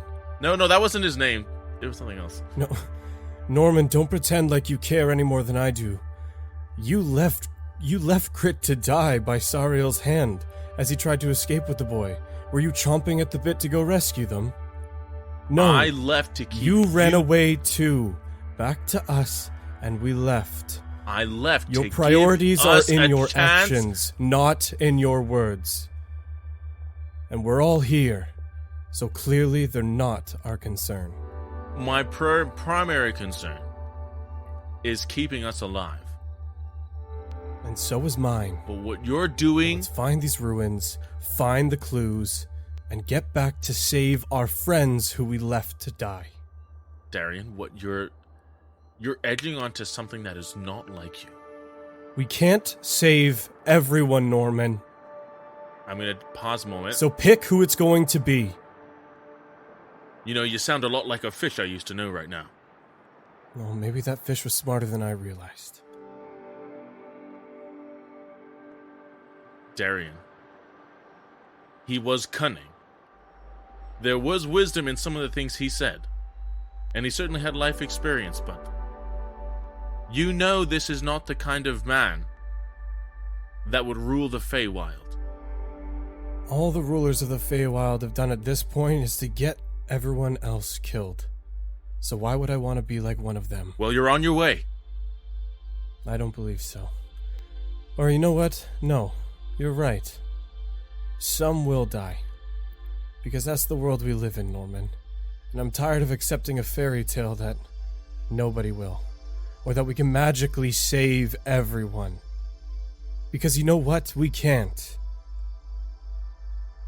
And I'm tired of the disappointment of trying to believe that's true. Well, Darian, you can whatever you want. But denied all you want, there is a difference in recognizing your own limitations and then condemning people to death.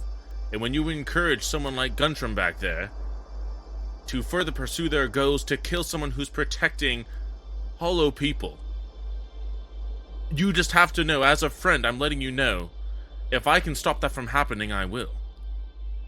What has she done to protect us, Norman? Nothing. And if anything, she is only taken from us. So why should I give a rat's ass about the fate of that woman? I'm not condemning the rest of them to death. That's their choice to make too. But don't you see, the dominoes of your decisions would do that? I can only be responsible for my own actions. I can't be responsible for everyone else's. And apparently the consequences are of no merit to us either. Forgive the pun, but we don't see eye to eye on this. No, I don't think we do. But I know I'm going to be here to protect you and Zippy as best I can in my current state. Because right now, you're the only ones I really care about and have a chance to even maybe protect. Or, in fact, even care to.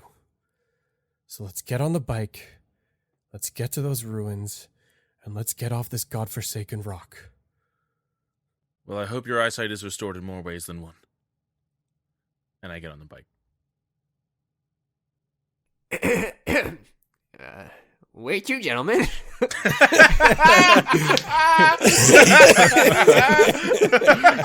Brutal. Oh boy. No, Zippy just coughs. And No, I like that. I really like that. Oh, man. That's funny. Wow, that was great. No, Zippy just coughs and just doesn't say anything. He's kind of like white knuckling the steering wheel here. But this is, I think Zippy said what he thought about everything before we started this, like when we got on the moon, and nothing's really changed in his mind. More pragmatically, Zippy, great move staying in your slug shape. Very good of you to, I can't believe I almost ratted you out. Yeah, that was the close one. I gave you a little pinch on the knee, if you remember. You might not have felt it. You were frozen. Yes, no, I appreciate that. That would have been, like, literally disastrous for us. Yeah. So, But so it thank you seems for that. it seems the person portraying me is getting all over the place, and when this moon is done, I think that's what I want to explore next, honestly. If it coincides with what happens here. DM, based on that conversation, and if we don't know this, like, that's totally fine, but, and I just may have missed this, like, can we pick up from that conversation with Guntram? Like, he's helping the flock, and we're working with, quote-unquote, Zippy, but do we have a connection, have we learned of a connection between Zippy, like the fake Zippy, and the flock? Or is it just like two professionals kind of sharing a tent kind of thing? From what you can infer, you can see that for some reason the flock and the ammo company have some sort of collaboration happening. To some degree. To some degree. Okay. I'm gonna say that. I'm gonna say that might not be a bad move, but it's another thing to keep in mind that the flock is involved in this as well. So we're kind of, the rope is burning on both ends, so to speak. It seems like it's all going to converge on something sooner or later, and we're going to be in the thick of it. So we should all just pull together, right? Let's all just keep our smiles on and trudge forward, I guess. Over here, Darian. So who is gonna drive? And Me? There's no question. I'm the Zippy, I popped a alright. pretty sick pilot. wheelie. I did pop a pretty sick wheelie back then. You know what? Yeah, You Warren's guys- cool. you can drive. you hop onto the bike and you start revving the engine again, warming it up, and you start driving again. You can see as you keep driving, the light around you starts fading and fading, fading until you can see it's getting darker and darker ahead of you on the surface of the moon. Luckily, there's a little button that says, front light, and you click it, and a little headlight lamp shines out from the front of the bike. And you are now on the dark side of the moon, and it's all black. You can see the lunar surface around you. Even with your dark vision, you can see a little bit around you. But for the most part, it's just pitch black. And as you're driving, you notice up ahead coming is this tall, 4-foot, bright, white little, it's like a little firefly in the distance, but it's growing out of the ground. It's this bright white crystal. It has some magical energy coming off it. For continuity's sake, can we just assume that when Seth, you're giving descriptions of things, Yes, everybody's. that's yes, somebody's relays it, relaying it to somebody. Yeah. Okay. Oh, yeah, because he... Yeah, because I'm he's like, blind. we've Yeah. been doing that for the past 3 seasons, Connor. But I guess things have changed. Zippy, remember what that hippo said to, if it's one light, it's safe. If there's multiple, to keep a distance. That one looks like a good one, then. Okay, just still play it safe, still. They're guiding us. All right. We'll turn this to level 9 engine. Ooh. So we can go quicker. Careful, I didn't know. cast lane, so just watch the road. All right, you're getting closer and closer to the crystal, and you pull up to it. It just seems to be there, emanating. What do you want to do? Do we want to touch it? Maybe it'll cure your blindness already, Darian. Touch it. What else do you have to lose? Hold on. My life. Hold on. Yeah, I'm going to use my wand of detect magic, and I want us to see if I can pick up anything in particular, like if it's like a conjuration or an illusion magic or... You detect magic, and you can tell that the magic from this is an incredibly basic level of magic that seems to be just kind of like a switch. It's not an illusion, it's not anything, but when you hit it, it sends like a signal of magic out. You can tell it's kind of like a radio tower almost to maybe other crystals. But you can tell it is activated on contact. Ew, this bug is tickling me. Can someone poke it? Hey, well, by the way, what'd you name it? I don't name these things. They're just animals. Oh, I tap it. Okay, knock that off. Seth, I'm gonna do a little jig where I'm standing. Okay. to see that if I shake the bug up enough, I wonder if they glow. Shake, shake, shake. Like a A glow little stick. bit brighter blue starts like emanating from your back, and then you notice on your back a thick blue liquid starts like dripping down. You probably made it urinate, Well, it may not but be... it does glow a little bit brighter. Shake what your mama gave you, everyone! We're all just twerking on the moon. It provides a slightly more luminescent area around you, but ever so slightly. Darian's like, why is there my back getting warmer? Oh, we're just putting some hot water on you. Keep shaking, Darian. Keep shaking. I feel very cozy. Good. All right.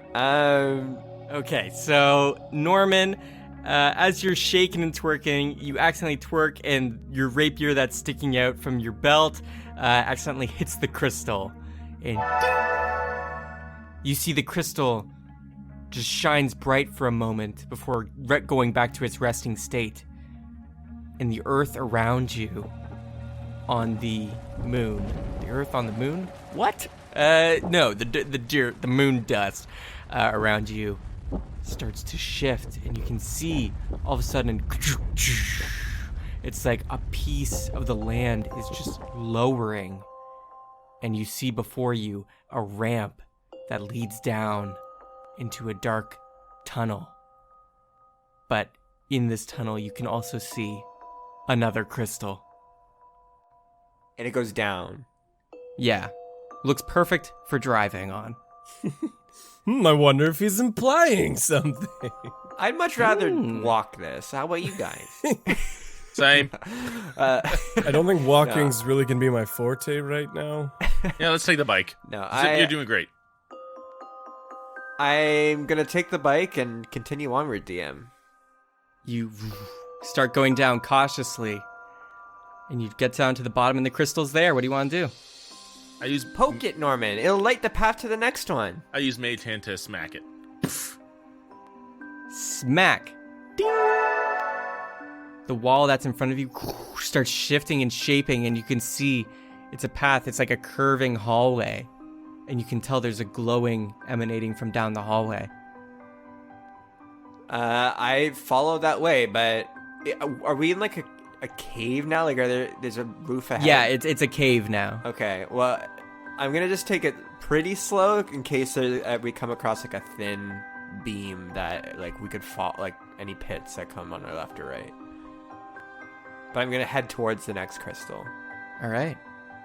You descend into the cave, I like this. and you're turning slowly, and you see another crystal in a square-shaped room at the end of this tunnel. From 30 feet away, I want to hit that crystal. Okay. As you're coming up on it, you slap it, and it seems like it starts descending like an elevator. Darian, keep your ears open. If you can do one thing for us, is listen for any danger, because this is getting a little spooky. I'll do my best, Zip. And I'm going to focus real hard on listening. Getting the Deadpool, I mean, not Deadpool. Daredevil? Daredevil vibes here.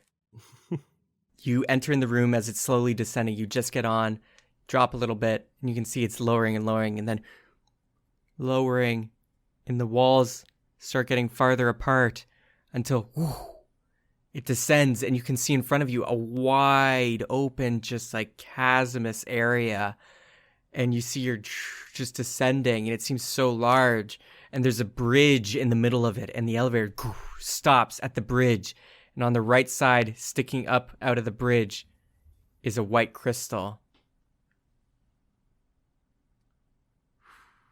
Bridges just give me bad vibes, guys. Like they could fall. Yeah, I don't like bridges. Ooh. Nothing good ever happens on a bridge. Don't cross me. It's kind of what they're saying. Sorry.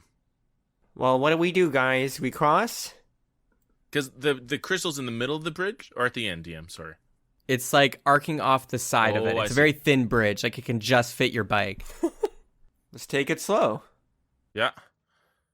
Okay, Not and too so slow. It's hard to balance if you go too slow. Don't worry, Darian, we're on a nice big bridge. Are you sure? There's a lot of bounce here. Is this being held up by rope right now? Are we it's a taking bike suspension. onto It's a a suspension rope in the tires, Darren. There's butterflies everywhere holding up the bridge. Oh yeah, and the bridge is super low to the ground. It's like, it's more just for looks than anything. It's like a curb. Norman, if we tell him what this actually is, he's gonna freak out. He would piss You know, himself, I'm- not even the bugs, you know. You know I'm in the middle here, right? Like you're talking through me. Oh, right. Shut up, you. Ignore. Stop eavesdropping.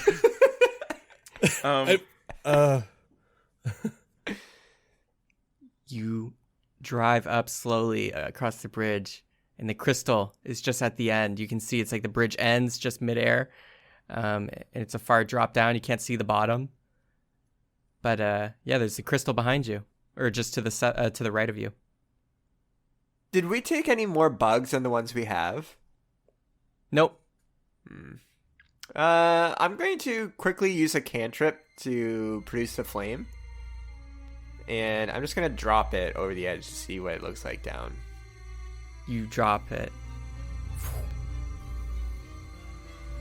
and it's like flickering, and it's like flickering because of the cold.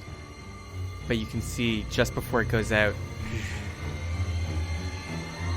there's these large legs. You see it's this large leg. It's almost elephant-like, like it doesn't have feet. It has this kind of hoof bottom. But it's this large just thigh and calf, and they're extremely muscular and purplish skin color. But the thigh, where you'd expect it to dip into the hip, it just goes into the stone floor below. It just goes right in there. Oh my god, what if we're lighting up teeth? Oh my god. This leg, does it look anything like the walking second grand treasure? No, because that was like a wooden mechanical Okay, leg. cool. But like similar size, like it's huge. Bigger than that. Oh, yeah. Wait, is it like laying down or is it standing up? You can't really tell from the size. You just saw a little bit of the leg, but it seems to be. The leg is like on the ground though. It's not like Yeah, it's like on its side. it's not like I see like a cankle beside me or something, right? No, but it's large. Do either of you have the light cantrip? You know, that would be such a good thing. But no. I don't think I do. I relay that information back to them and be like, guys, I think I saw something down there. Like something weird. It's probably best if we just keep moving. But we have to hit this. Okay, let's maybe be a bit more quiet. I'm gonna like lightly. I don't want to die on the moon. with I my don't want to die on the moon. with my mage hand, I'm gonna lightly tap the crystal. It's his teeth. It's his teeth. I know it. The crystals are the teeth. You see the bridge behind you starts disappearing. And it starts disappearing, and it's coming up to you guys. You guys are now strapped on a little island floating in the sky here. But then all of a sudden, the bridge starts building in front of you. As behind you, it's disappearing. Zippy, accelerate. All right, well, let's move along while it builds in front of us. Go. Yeah. It's building slower at first, and it's disappearing behind you. And you're going slower, but it starts picking up pace, so you're having to throttle a little bit more. Hey, Zip, we're running out of bridge here. I'm going. It can And only. you're just going. This chasm doesn't seem to have an end yet, and you're just still having to pick up the pace to match the bridge. Darren, building. everything's good, buddy. We're just taking a pleasure cruise. Do we need to go faster? I can use haste again. Quiet. No, too fast would. No, we're going the perfect speed. And you see the bridge is being like the dirt that's being pulled to make it is coming from the sides of the walls on the very far edges. So it seems like it's just coming out of the black. And then all of a sudden, on one of the pieces that's being pulled in to build the bridge, a crystal on the left. Hit it. Who's gonna drive by swing? Norman, Yeah, hit mage it. hand, hit it. Slap. And you're going faster and faster, and you can see it's still building. It's continuing to build. Ding! A crystal on the Hit right. it. Boom. Norman. Yeah. Slam. And going faster and faster. At this point, I'm not even moving the mage hand. I just dispel and open it again and where I need it to be. All right. And you see in front of you 3 crystals. It's like you're coming up on a wall. 3 crystals, left, right middle. Are there any other crystals that we can see? No, and just below those crystals, you see the flat wall actually kind of has this bulging half dome coming out with a little doorway in the center. It's like a little slit passageway, a very thin corridor. Okay, Norman, I have an idea. There's two options. Either one of them's the right one, or they all are, and we have to hit them at the same time. Or none of them. Didn't Buddy say to avoid clusters of crystals? We have no choice. There are no other crystals. We're going to run out of road. Well, hold on. You said the bridge is building into a narrow doorway, right? Maybe we just gotta have faith and hope the doorway opens before the bridge collapses? Let's do it. You guys dodge the crystals. And you can see, you go in the room and you're like the light from your headlamp is shining in. You can see it's kind of hollow on the inside, and you can see the light from your headlamp and the light from your slime just illuminating around you. You see lots of unlit crystals in this like thin space. Like once you're inside the doorway, you can see it's like all the walls are lining with these crystals, and you can see it's like you can feel like air as if something's breathing, and you come out the other side and the bridge is still building. Oh man, I'm so scared. Okay. And we're gonna enter a skill challenge now. Oh man. Was that the right choice? I sing a song. I sing a song to Zippy first. I sing, Zippy, you got this. Ride, ride, ride. Let it ride. And that's all we can use of that. But for skill challenges, you guys will tell me what skills you want to use and describe how you're going to use it to meet the bar. We're going to do it like, one at a time. Like Zippy will take a certain situation, Norman will take another, and Darian will unfortunately have to take one as well. And it will most likely always have disadvantage for Darian. Sorry. But the bar for passing at each stage will get harder and harder. We ready? Yeah. No. You each have a point of inspiration, okay? And you go out the other side of this thin wall that you just zipped through. That it was a very thin hallway that you drove through with the crystal room. But now you're on the other side, and you can see you're back into the chasm. And as you're looking around, you can see more just formations of clusters of crystals are shining on all the walls on the far edges of this chasm. And you can see there's like these almost kind of half buzzsaw looking discs that are coming out of the walls. They're just like, it's like a quesadilla almost, but the cheese is crystals. And you can see that these discs that are coming out of the walls, they always come in pairs, like they're two pancakes smushed together, like the quesadilla, I guess. But on the rims of these circles, you see that they're just lined with these unlit crystals. But the bridge before you keeps forming, and one of the crystals from the sides, just not touching one of the discs from the walls, just comes flying out and gets built into the bridge and starts to glow. And it's about 15 feet away from you. Norman, how are you going to handle this? Mage hand. Boom. All right. Make an Arcana then? Okay, yeah, sure. All right, roll. 14. All right, 14. Good enough. Slap. The bridge keeps building.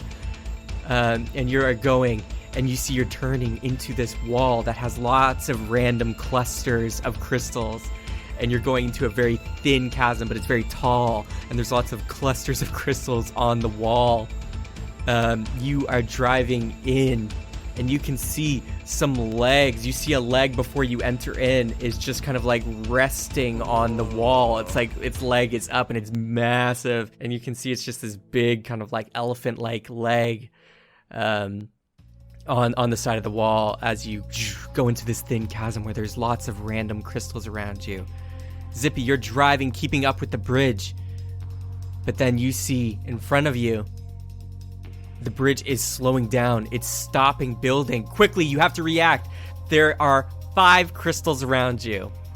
1 on your left, 1 on your right, 1 at your upper left, 1 at your lower right, and 1 straight away, but it's about 20 feet away. Those are the ones in your immediate vicinity. Please choose one of the 5. And I have to hit it? Yes. With what? I haven't been hitting it with things. Figure it out. You're the first one to react to it. Norman won't have time. You're in front. Wow. Okay, I'm going to So it's right. We're running out of road, and it's just like I have to choose a crystal quickly. Yeah. Ooh. This is horrifying. I'm just going to produce flame again and just go for the. I'm just gonna throw it at the one furthest away because it looks like the hardest one to do. That must be the right one. Okay. You throw it, and it's flickering and flickering. Please make an Arcana check. You have an inspiration. Or I'll let you make a dexterity or whatever you can reason with me. Well, it's a spell, so it's a wisdom check. All right. Wisdom. Fool. The laugh. Oh, yes! I got a 27. Sick. Okay. You hit it with your produce flame just barely before it goes out with the cold. And you see a slamming wall. It's like the whole chasm, a giant wall just closes off the small passageway before you. And you can see it's an immediate turn to the left. You go drifting and driving through this brief, short, narrow hallway. And then you can see you are back out in the chasm, the large room that you were in before, driving down the middle bridge through it. But now you can see you're actually on the wall. You're driving right along the wall, and you can see one of these half discs just looming out the side of the wall in front of you, and the bridge is going right for it. And you can see there's another crystalline formation, 1, 2, 3, 4 crystals, all lit up and just arcing over this bulge that comes out with a doorway slot in it. But you can see that this doorway slot is actually just closed right now. So you will have to pick one of the crystals. We've got left, top right, and right to choose from. And Norman, you're going to be the one to pick. I'm going to pick the one on the right. You don't have to roll to hit this one because you're coming right up on it. And you see, you can see instead of the doorway lifting up and opening the passageway, it flips around, showing this not crystalline, but the white kind of color, but it's liquid with this black liquid center. It kind of looks like a pupil in this bulging out eye of stone, and you can see the stone starts to rotate, and the crystals that are lining it, almost like its eyebrow or eyelashes or something, are moving with the stone that's just rotating, and you just hear... You hear just a loud noise. Oh no. As you see, you look over the edge from this bridge that's connected to the wall that you're driving on, and you can see just below you, slamming out, causing a huge dust cloud, is this large purple elephant-like leg that comes slamming out. You can see it's connected just below this kind of bulbous eye. This being, then you see this one leg push itself as this disc that was just half pointing out now fully comes out, and you can see the full rim of this completely circular, thin, disc-like being is just, the edges, the rim is just serrated with crystals that are now lighting up, and you can see it just comes rotating out and just digging in, and the leg goes rotating with it. You can see there's one other leg on the other side. So this disc being looks like, to the best I can describe it, it's this large disc. It's like two pancakes smushed together with the rim having these two serrated edges of crystals, but you can actually see through it, through the middle. It's like a quesadilla with no cheese. But you look through the middle and you can see there's the walls that are just lined with crystals as you were in before. But this disc being is connected from the two bulges points that you entered in on, which seem to be its eyes. And there's a thin bridge constantly in between those that is kind of joining the two pancakes. And you can see on one side there is the leg that's connected near the center of it to rotate it, and there's another leg on the other side. It's completely disc-like moon being. You see that the bridge before you has been cut off by this being that's just rotating out of the wall now and digging in. You have no choice but to wheel it up, jump on, and using the low gravity that's in this room, use the traction and start riding on the side of this giant moving disc. And you're kind of riding on the side, matching the speed of it now because like it's moving clockwise and you're moving counterclockwise. So you're kind of actually like driving down right now so that you don't go flying around or anything. So you're driving straight down while it's rotating clockwise and you're driving counterclockwise. And you can see just above you, 50 feet in the air, you notice, ding, ding, ding, there is a crystal that's kind of floating on this Minecraft dirt block as you are crossing this giant chasmous room, and you see it just floating up there. So, Darian, how are you going to help these gang get up there better?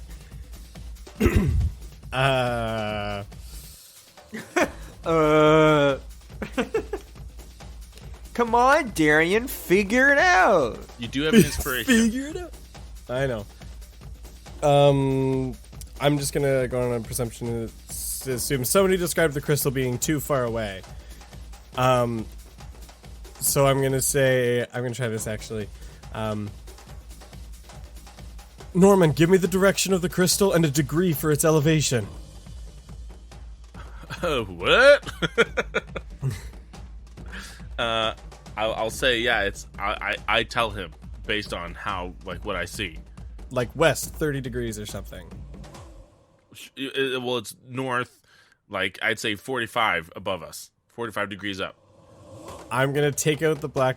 I'm gonna just assume it's accurate, and I'm gonna take out the black bow, and I'm gonna take a shot exactly where he directed me to. Aw, DM, can I use thaumaturgy to make like a ping sound come from it? Sure. Ping! Hit the bell. Ping! And I'm gonna turn and take a shot. Shot. Are you imposing anything on me? I'll have you roll with disadvantage, yeah. You're not used to being blind and you're not used to working off sound. Yeah, This is his first, like, rodeo out in the... Like, this is the first thing he's done, I think. It's like Beast Wars when they lose their powers and they have to use, like, their radar vision. friggin'. You remember that? Friggin' disadvantage. Actually, I'm gonna use the inspiration and I'm gonna cancel it out. Go with my first roll. Okay. So that's a 17. All right, good enough. You hear the ding, ching. You shoot your bow and you hit it.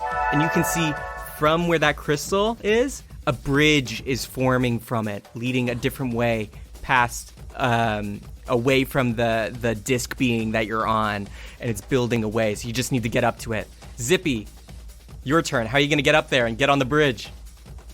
Are there any, like, ramps or anything? It's just this... No, forming it's above just it? like a disc. Like it would be from the disc to the bridge if you drove upwards to match its height. It would be a 10-foot gap.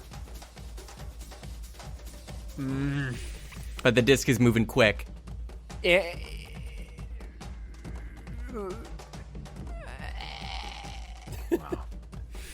I have just used like haste again? I'm gonna just try to find a rock that's rampy enough and just aim for it to get up onto this disc thing. All right, roll dexterity, It's just or acrobatics or athletics, whatever you think is good for your car. You got this, Zip. You got it. Yeah, I'll do acrobatics. Darren, hold on. All right, Ooh, You have that's an inspiration. 11. That's a 14. that's a 14. You can Good act- enough. Good enough. You are driving. You quickly drift and pivot and start driving up the disc being, having to turn slightly to the right to match its rotation. And you get to a point and you see there's like a small rock, probably like wart, coming off this thing, and you backflip off it. And with the zero gravity, you have enough airtime to like rotate it around and land on the bridge, and you're going. But now you can see, because this one's rotating, so many more are rotating. So many more are, like, you can see legs are lighting up and crystals are just being lit up everywhere as legs are kicking off the walls, spinning their giant disc selves around. And you're driving on this thin bridge that's forming and rebuilding. And you're going through. And you can see that now that you're in this giant, basically, alleyway of disc beams going from left to right, some straight down the middle, you can see other crystals are being activated and multiple bridges are being formed all around you, going in all these different directions, these just moon dirt bridges. And you can see one comes from the side and slams into yours, breaking the path in front of you, and quickly goes by and hits the wall and is digging and buzzsawing into the wall. And you guys are flying in the low gravity. So you got to maneuver, dodge these discs, and find the gap to land on one of these bridges. Darian, how are you going to help? Freak me, man. So I'm gonna use my peak physical athletics to help shift our weight, so we can try and help Zippy with his control to get us to stop in that gap. Is that going to be a disadvantage? Because I'm just just using my body. Actually, no. If you're doing that, that's fine. Okay, awesome. Well, that's not at disadvantage. 26. Okay, you go flying through the air, shifting your weight, using the gravity to your advantage, and you land on one of the bridges, and you're just zooming hard. But all of a sudden, the rumbling and a disc comes out of nowhere and smashes into your bridge just behind you as you hit the throttle and are accelerating just to get past it. And the bridge kind of is starting to disintegrate, but with the back tire just getting off from the bridge that's collapsing behind you, you kind of lose balance a little bit, Zippy, and you lose control for a sec, and the bike is just grinding now, kind of like a skateboard on a rail. It tilted slightly, and now you're grinding on this disintegrating dirt bridge. You got to recover somehow. And Norman, how are you going to help them do it? I want to cast calm emotions on Zippy so that he drives calm on both of us, so that we stay, so we don't panic and we keep going. Darian's still in the middle, Okay. just ah! Does that make sense? Yeah, totally. Okay. Cool. I cast calm emotions. It doesn't control me, but I'm just going to close my eyes and cast calm emotions so that we don't lose balance or anything. 24. Good enough. Zippy, you land and you're kind of startled and a little bit freaking out because you're like, Darian, stop squeezing so tight! And you get calmed down from Norman real quick with his spell that you're like, whoa. And it's like time slows down as Zippy, this is exactly what you needed to get in the driving zone. And you pick yourself up because it's low gravity.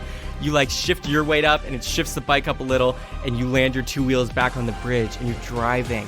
And you see a disc is coming from the side and it's rotating. It's going to destroy the bridge. But with your calm senses now, you see a new bridge is forming just behind it. And you jump from one bridge to the next as the disc is rolling and destroys your bridge that you were on. You're dodging and bobbing, weaving, hopping from bridge to bridge as these giant discs are just rolling through. It's like a bowling alley, just all these obstacles. And you can see a doorway at the end. It's like a flat wall. It's not a wall like one of the discs. It's an actual wall with an actual elaborate doorway with a ramp and stairs leading up. And you can see multiple bridges are kind of driving by, but none are directly connecting to it. And you're kind of hopping from one to the next, using the zero gravity, not zero gravity, the low gravity to maneuver, and you land, and you're going up as you leave the alley of the rolling disc, and you're going up, and you can see you're no longer in a cave. You're back on the moon's surface, and you land. But as you're driving, you can still feel rumbling, but you think it's just from below you. But way off in the distance behind, you see a flash of light, a flash of gazer light way off, and it illuminates the entire dark side in front of you for a moment. and you can see there's these disc beings rolling by you like buzz saws through the earth.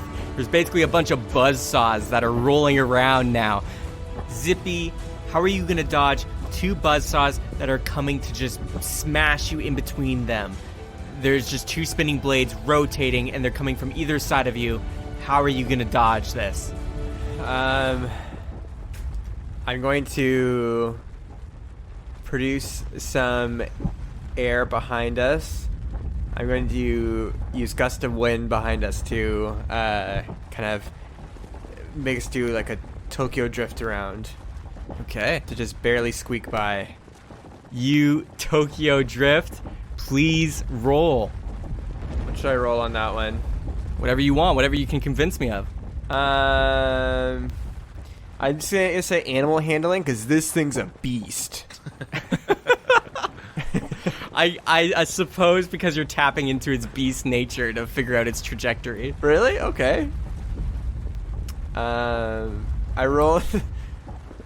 So I got a 9, but it was a nat 1 DM. Okay. But it turned plus 8. Okay. Zippy, you go to drift and like use the speed in the drift just to get past them. But unfortunately, you drift too early. And you're right in the line of sight of the 2 buzzsaw discs that are just coming. You can see their legs like pushing off of the ground and like arcing up out of the air and then slamming back into the ground again as they get more traction to push and dig even further. The 2 buzzsaws are closing in. They're going to smash and grind up all of you and the bike. Darian, what do you want to do? Darian will just ask quick because he hears all the teeth and the whirring and the destruction. I'll say like, Zippy, do you need the bubble? I mean, I think anything would help at this point. It's getting freaky. Then Darian, without giving it another thought, is going to activate the bubble shield to try and protect us from these whirring buzzsaw, lip, mouth, maw things, whatever the heck's going on now. Roll, whatever you want. Cool. I'm gonna say, I'll say Dex because I did it as more of like a reaction, and I'm like, whipping it around to activate the cloak.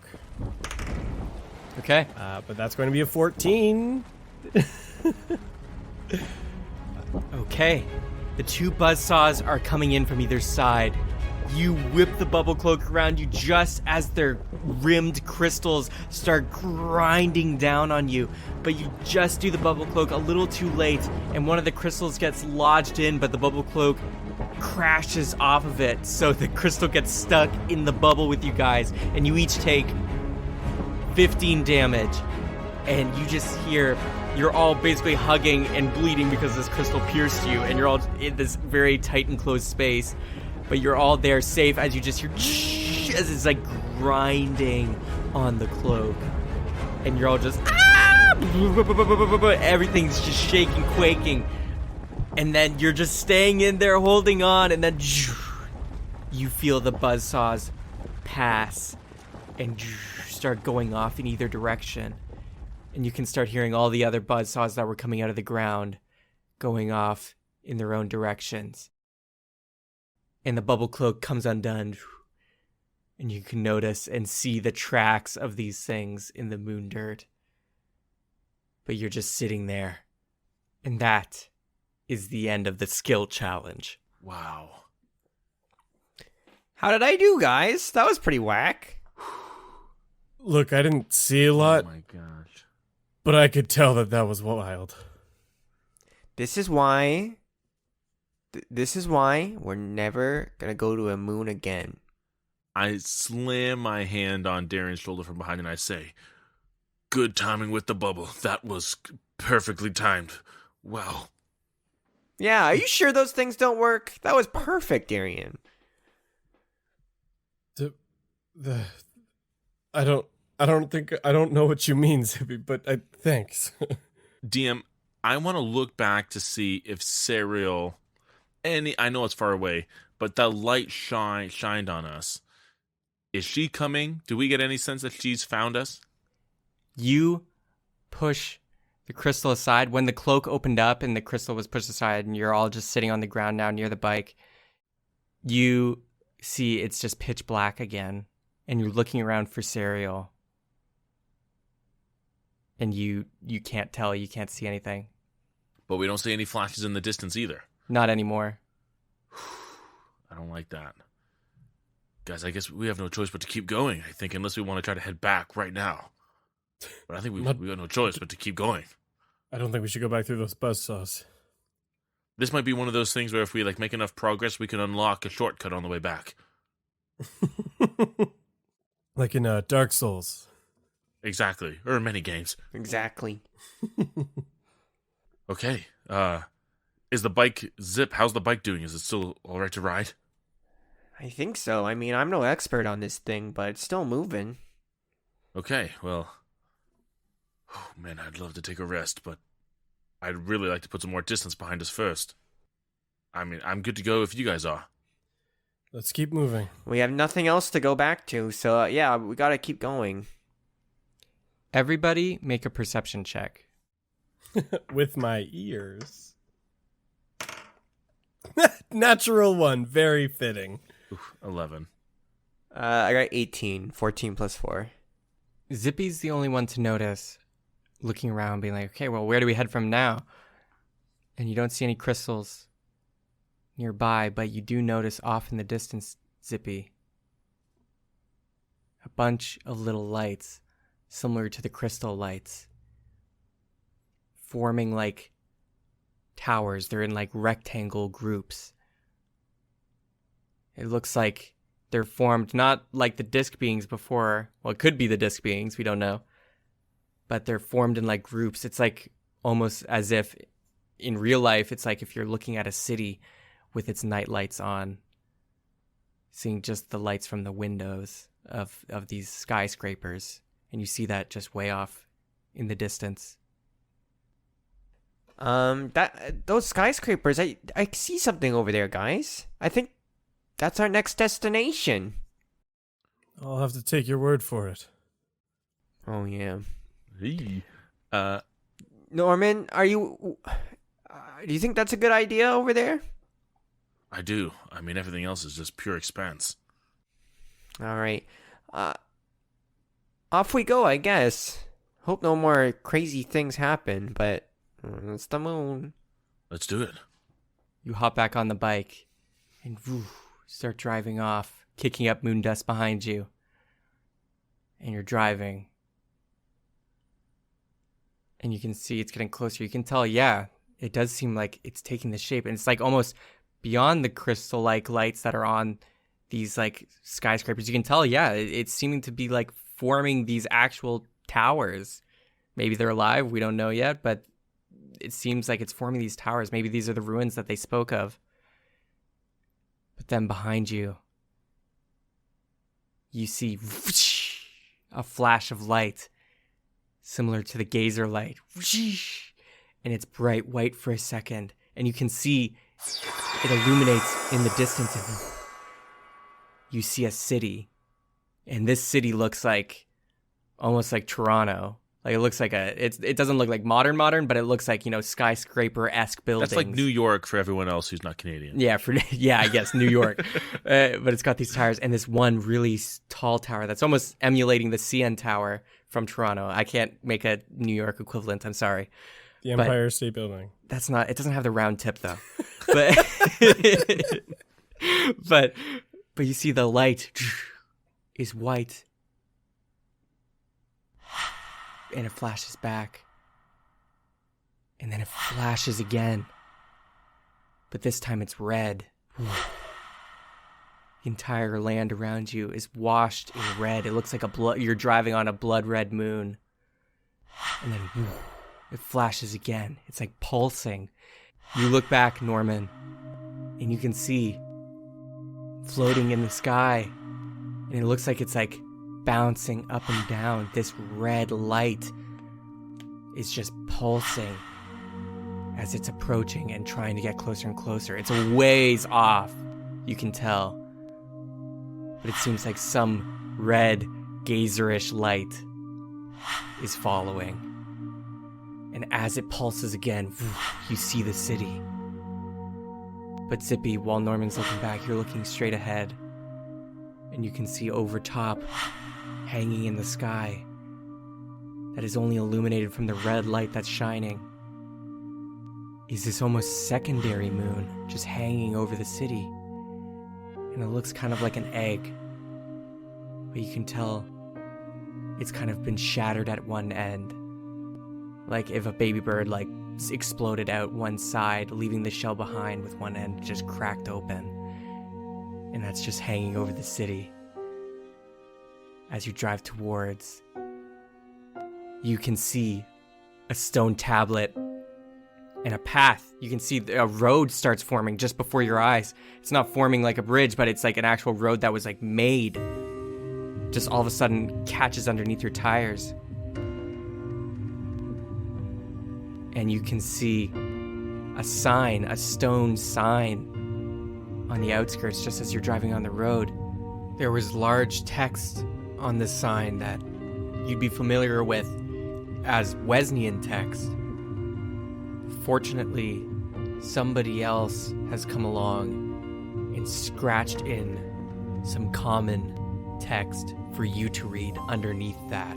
It looks like it was hand carved in, more recently than the Wesnian carvings. And it says, Glimpse, Wesnian Outpost. And you're driving down this road into the city. And that's where we're going to end the episode. Wait, what? Greg, dude, amazing.